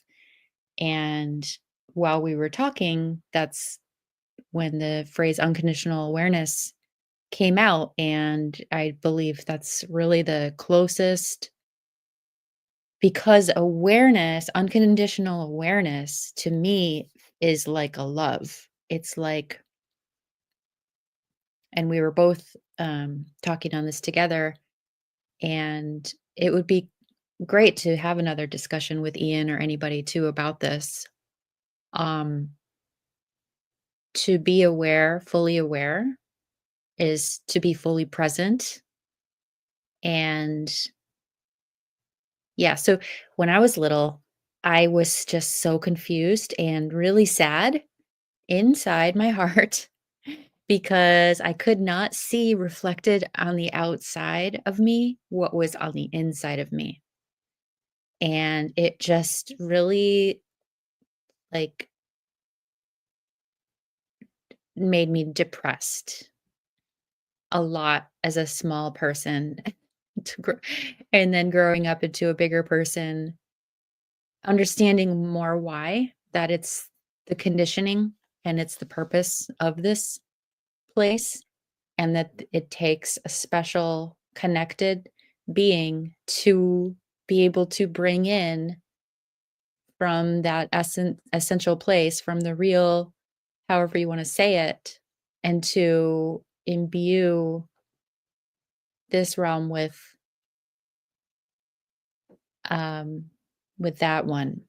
I used to say on my other channel, Heather Mattoon channel, my YouTube channel, when I was doing videos over the past 6 years, I was doing a lot of videos on the importance of processing, of grieving, of openly sharing your emotions authentically, of being true to who it is you really are.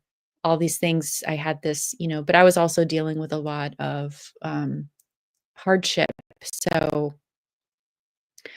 I wasn't really like able to hammer home the message that I wanted to share on the channel. But a couple of the videos I was talking about and the way I worded it was like being a bridge. I know I hear that a lot now in the New Age community or other people, a bridge from heaven to earth, metaphorically speaking, bringing heaven to earth, or however you want to phrase it like that. But how I see it now is just sharing authentically from that connection that we still have access to, and imbuing everything that we do while we're here with and from that space to remind others.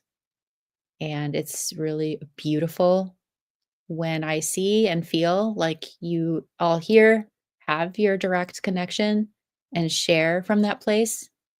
And that is so healing. Let me see. We get it. Yes, we would like that. Oh yeah, I have so much art. I have so much art. I've my work has been all over the world. I'm not trying to brag. I'm just really proud of what I was able to accomplish in a short period of time before I'm like not as able to be as prolific. Those cat paintings have been published in magazines in Dubai, Australia, Norway, China. They've been in museums and galleries in Israel and San Francisco and LA. And I've been at shows and rubbed shoulders with famous contemporary artists. I mean, it's unreal what happened. I've also sold a lot of my work of the abstract genre, of the squares and the other things. And I do a lot of figure drawing, and I do a lot of other abstract type work that's more um, textural, more ethereal, that I've put in different shows or have been acquired by different people. And I'm staring at a huge shelf right now and a wall with all my things that I need to find a new place to live, so that I can organize everything properly and get every piece to a new loving home and showcase it in a better way. So sorry to hear about your health. And I know, yep, it's really challenging. It's been a really challenging road. Thank you, Alexander. I agree. I just love Sunkissed. We have been chatting on the phone, and awareness has been essential to us. Authentic love, supporting each other in our healing. That is so beautiful. I'm so glad. I am so glad that you two found each other and that you're talking and helping each other. And this is just so beautiful. This connections that we're making in this community. It's a miracle. Rainbow Bridge is what I've heard. Yeah. Seat. I love your cats and clothes. So amazing. Thank you so much. Pushing buttons. I like your avatar picture there. Thank you, Farah. You're amazing. I'm proud of you too. I like seeing your work and your images on Instagram. Okay, I'm going to go back to the conversation now. Thanks everybody for hanging out. Hope you're doing well. Grab some tea and let's contemplate the mysteries. Having fun playing around with this. Okay.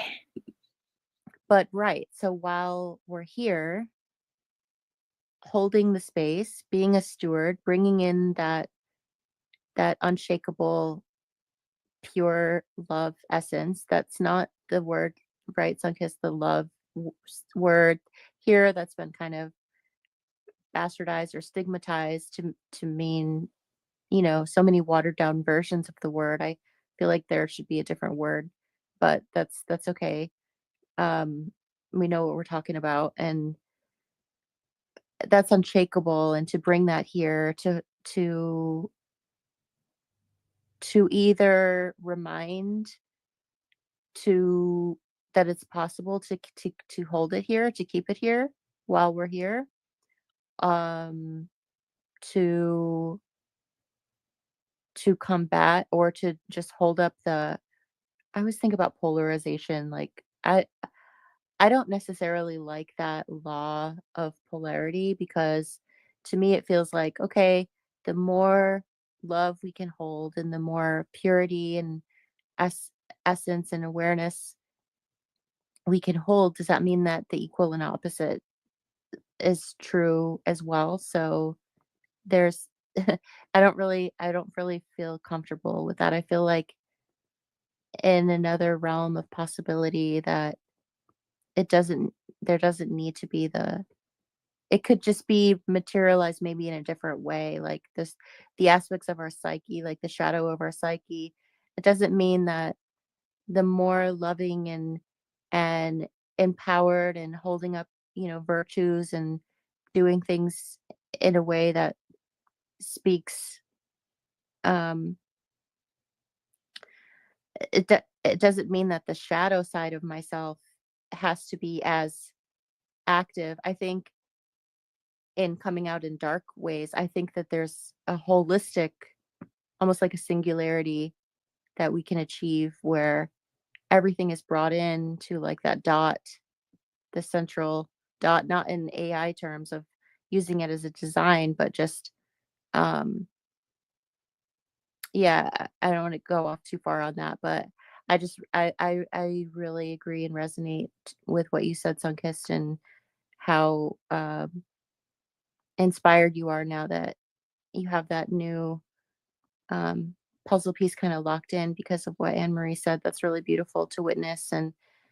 And yeah, I feel that like no matter how long I'm here, even though it's painful, I'm in excruciating pain. I'm like, whatever, I'm not going to talk about it. I don't want to talk about it. But while I'm here, I'm not going to let it chisel away my heart and how powerful that is. And I will take care of wherever I am, and I will be a beacon however I can be while I'm here. And I have had, like, I know Ian, you mentioned that you were going to put like my channel and Sunkissed channel, and I used to be a little leaning more like new agey for the past kind of videos that I made maybe 5 years ago, 4 years ago, 6 years ago, 10 years ago, whatever.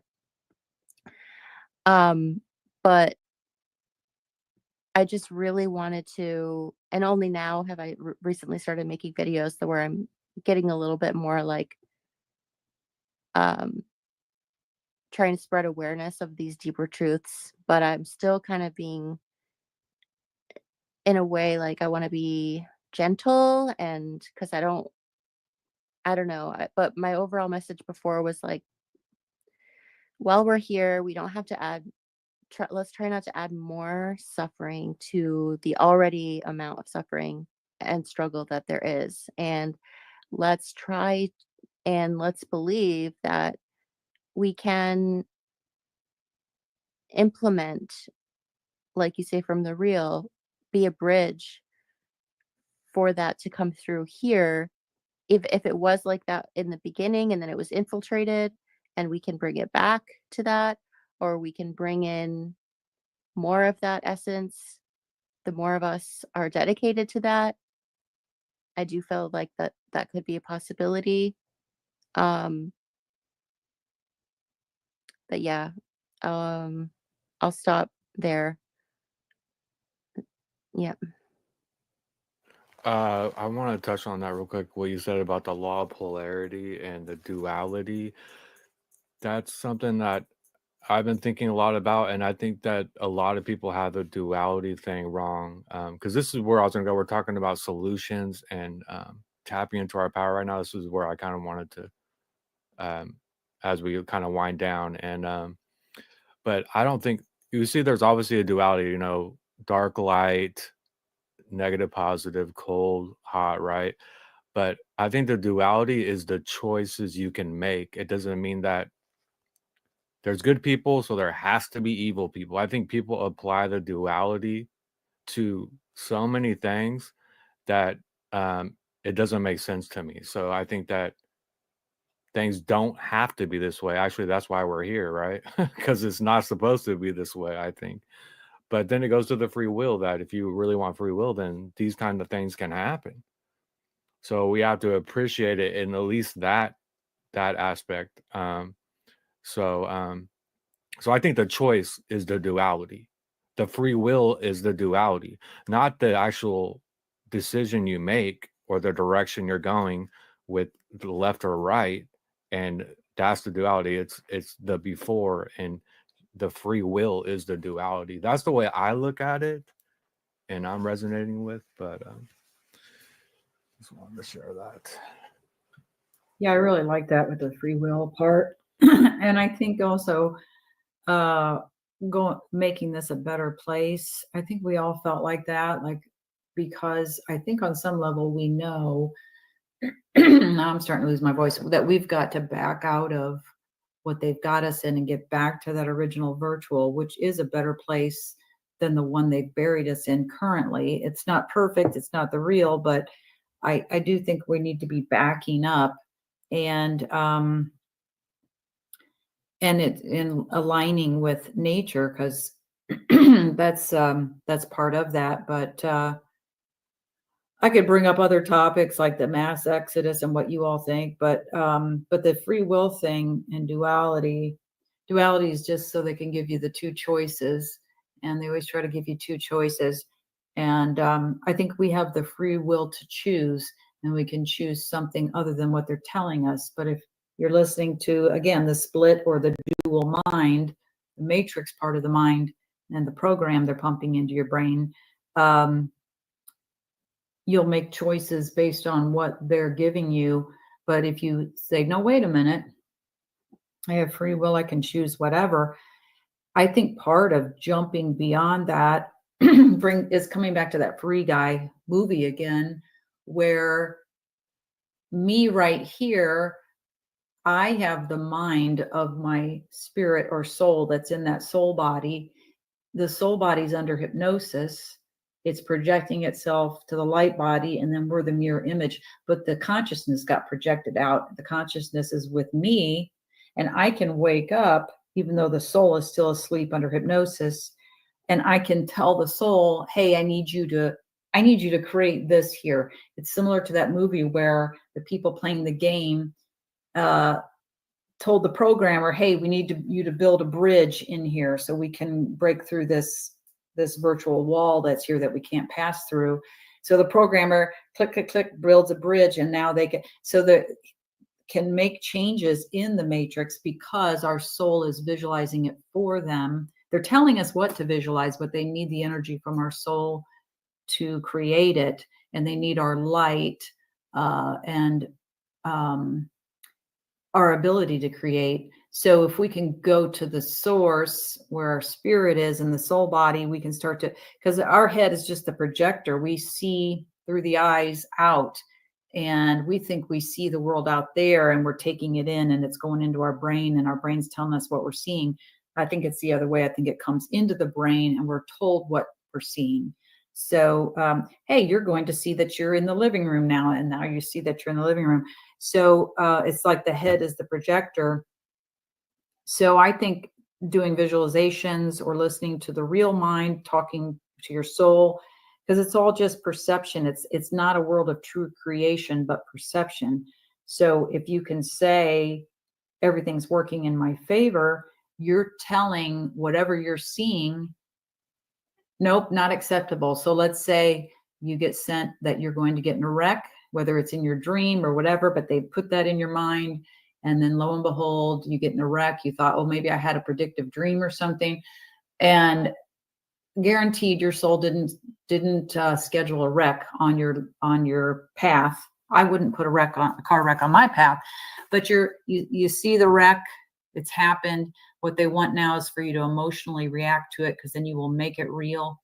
And I think our job with the perception and the choices and the free will is to stay calm and in authority. Oh no, that's okay. You projected that through me, but that's not what I want to see. No, everything's working in my favor, meaning I'm on my path of favor that I chose.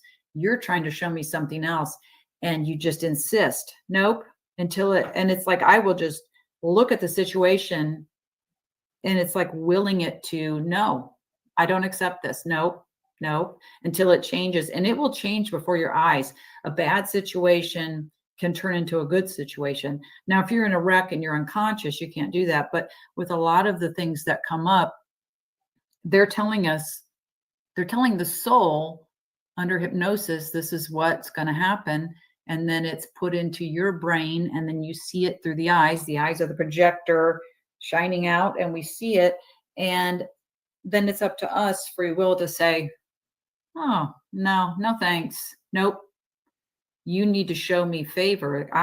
This is impossible for this to be happening, because I'm on the path of favor, and it will work. But I just feel like there's other layers or levels we can go to with the free will thing. But even, I know you said you want to wrap up.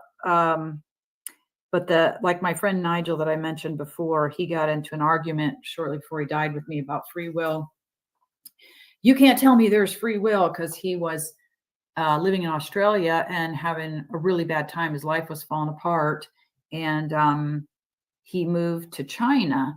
But prior to that, everybody kept telling him, before everything fell apart, everybody kept telling him, you should move to China. You should go to China. You should move to China. And so when everything fell apart, he thought, I should move to China. And he said, there's no free will. I didn't have that. But we actually do. If you can stay present, that's the split mind taking you on their script. But if he would have stayed present and went, okay, but I can make a different choice. Do I really want to go to China? Maybe I should research this. Maybe I shouldn't just go along. So there is free will going on, and free will to choose, but they've been trying to cancel that out and take choice away from us. And I think that's what this meta is about, this new virtual. It's to remove our choice. And what that means is get us so immersed in that split mind, matrix mind, that we can no longer even access the soul, because they've been trying to split us off from the soul. We can't access the sovereign mind, the other half.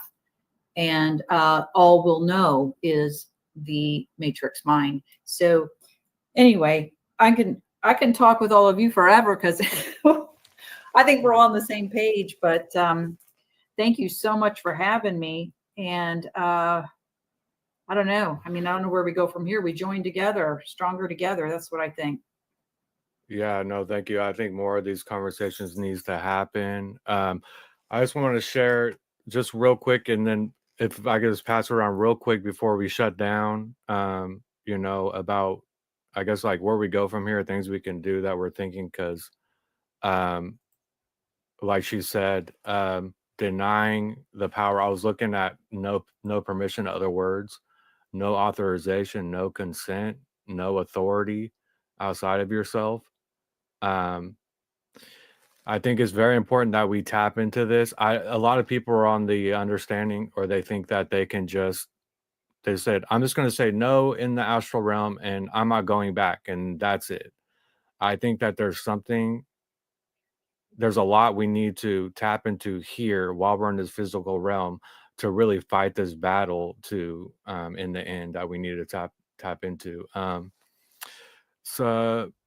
And coming together is important. We need to tap into our individual power, of course.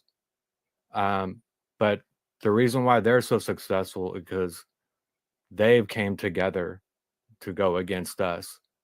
And so I think that in this battle, we have our individual battles, but also there's a powerful force that's created when we come together. So hopefully I see more of this going on in these communities. And it's very important for people out there that don't, they don't want to come up and be a part of the conversation. But when I was in that position before I had a channel and I was speaking out, and because I was never this type of person, but I knew something was coming in 2020. Something said, start a YouTube channel in 2019. And then 2020, right before COVID, it was like, okay, I knew this was coming. It was time to come out, put myself out there. And so I noticed myself when people would vent or say things and I was just a viewer, it was able to release a lot of energy and connect, even just listening. So these conversations are so important. What other thing do I have here? So my new motto is unconditional awareness. The unconditional acceptance and love, for me, I don't really vibe with that much. Maybe for myself, but for me, it's unconditional awareness of who and what I am, and also this world and things that's going on around me. And keep searching for truth, people. That's what we got to do. But there's a lot, we could go on forever, like AnMarie said. But I'm going to pass it around if anyone wants to share some final thoughts. But I really appreciate the conversation. Hopefully we can maybe do this again sometime in the future. And Sunkissed, if you wanted to say some last words, please. Yeah, for me, I just, for me, I feel like one part of the solution, not just this is the solution, is bringing it back to our self-love. I speak a lot about that on my channel, and self-love begins the journey of understanding you, accepting you, healing trauma and the dark parts of ourselves that, maybe in the afterlife that these entities, these beings, this system may hold over us to make us feel bad and bring us back. So for me, it's self-love and healing and going on that journey. And I feel as we go on our own individual journey of self-love, healing, dealing with past trauma, inner child healing, working on those things that have been pushed under the rug for far too long. I feel like that will help us on the other side as we forgive ourselves here. They can't hold it over us on the other side. And I just want to say this, everybody, please remember, they need us. We don't need them. And so as we think about that, you think about who holds the true power and who has the true connection with what AnMarie calls the real, with spirit. They need us. We don't need them. And I know some people get uneasy about the chakra systems, and they're like, they're energy ports that they plug in and they can take over, but we could use these energy ports for our own self, for our own healing. And one of the chakras, which is the solar plexus chakra, that I feel like, and even the heart chakra, I feel like they try to break us down in, is the solar plexus chakra, which is our chakra of willpower, our chakra of purpose, our inner strength, our vitality. So I say, heal your solar plexus chakra, realize the true inner power of you, work on that self-love journey, and keep that heart energy flowing and connecting to the real. And that's one of the solutions of many solutions that you guys have brought up. And I just want to say thank you, Ian, for having us up here today. It has been a truly beautiful experience. While my mic was muted, I cried a little bit thinking about what AnMarie was saying. And I just want to thank you ladies for just the energy, the conversation, and you, Ian. And I am very humbled to be a part of this. And I think we need to have more conversations. And like you said, people will go that aren't resonating, falling off, whatever, but then it'll bring in those people who are ready, and we shouldn't allow ourselves to stay stagnant for anybody. Keep pushing forward and remember the power that is you. So Heather, please. Thank you. Beautiful. Yeah. Thank you everyone so much. That was really beautiful what you shared, Sunkissed, Ian, Truth Meter, because I'm reading the screen, AnMarie. This has been definitely an honor. I'm really looking forward to how things are going to unfold as we go forward, and the deeper contemplations and realizations that we have in our own time, and then coming back together in different groups and conversations and communities and sharing and continue building. And I love what you're building here on your platform, especially Ian. I've been really enjoying spending time here the last just couple months, or maybe a month that I've been hanging out. It's been quite a pleasure. But yeah, I'm looking forward to how things unfold. And I know, like, I feel like I have this part of me, like, it's like I want to know everything right now and how to move forward right now. But I understand that it's a process, and I'm learning patience, and I'm learning a lot through having these conversations and being on this panel. And um it's just great. I'm so glad to be connecting. It's really, really great to meet you, AnMarie. I've been really enjoying listening to you, watching your videos recently, and seeing how you put things together. It's been very inspiring, and it's just been an honor and so wonderful that we got to have this conversation. And even though I've been a little sleepy at times, I apologize for that. I'm definitely 100% aware and here with you all. And yeah, like I said, just looking forward to see how more unfolds and becomes apparent to us, and how we can share it with each other. So thank you, Ian. Thanks so much for inviting me. I really appreciate it.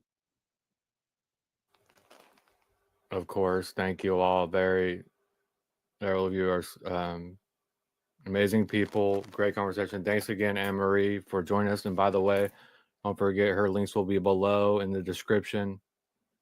Make sure you check out everyone's links below and everything. And thank you, AnMarie. Thank you so much for having me, and all of you. It has been an honor for me as well. And I just think that, everything you're saying with Heather, you're sharing that you have struggles and pain, and I think we all do. So we're not alone in that either. And I really like Sunkissed. You said don't stay stagnant. And the unconditional awareness, I think we all need to hang that on our wall. But yeah, I think just the trauma here. I think when you see trauma in the outer world, that's your cue to stay calm, don't react, and absolutely insist on something that is looking more like the real, because I think our ultimate goal is to bring the real to us. We are the real. That's why.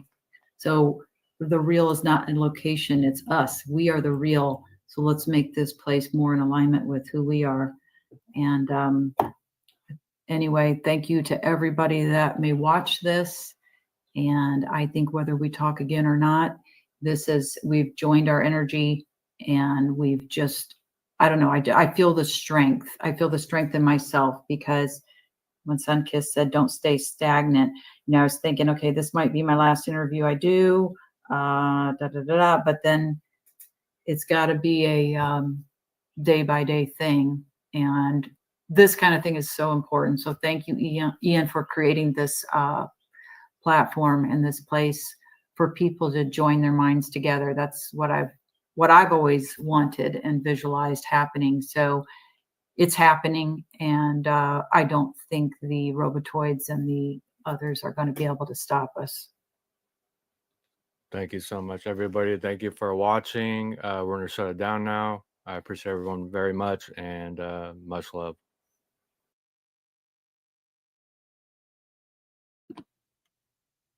Wow, that was great. I really had fun streaming that, replaying that roundtable discussion.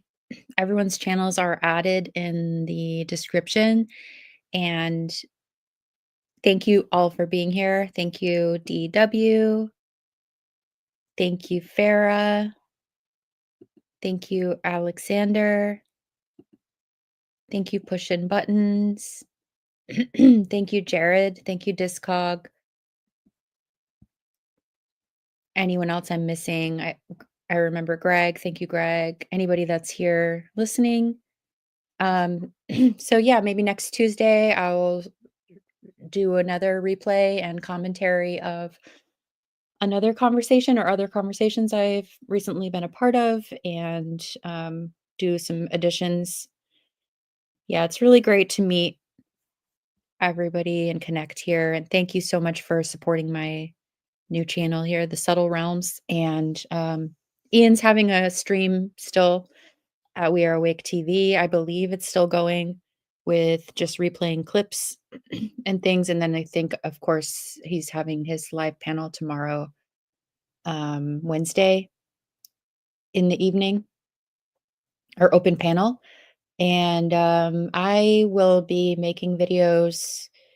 I actually might make one tonight. I feel like something that dawned on me is something I want to share, and I'm going to record like a 5 to 10 minute vocalization, articulation of what I want to convey, and maybe like light a little beeswax candle and just have an image, have the video on the candle as I'm just sharing my thoughts, and upload a short video before I go to sleep. So thank you, everybody. I hope that you are comfortable and warm and having a good night's rest and feeling surrounded by the natural protection of your connection to your essence. And we are going to get through this, and we're going to make it out of this alive and intact with our hearts and spirits strong, strong, strong. And yeah, ending the stream in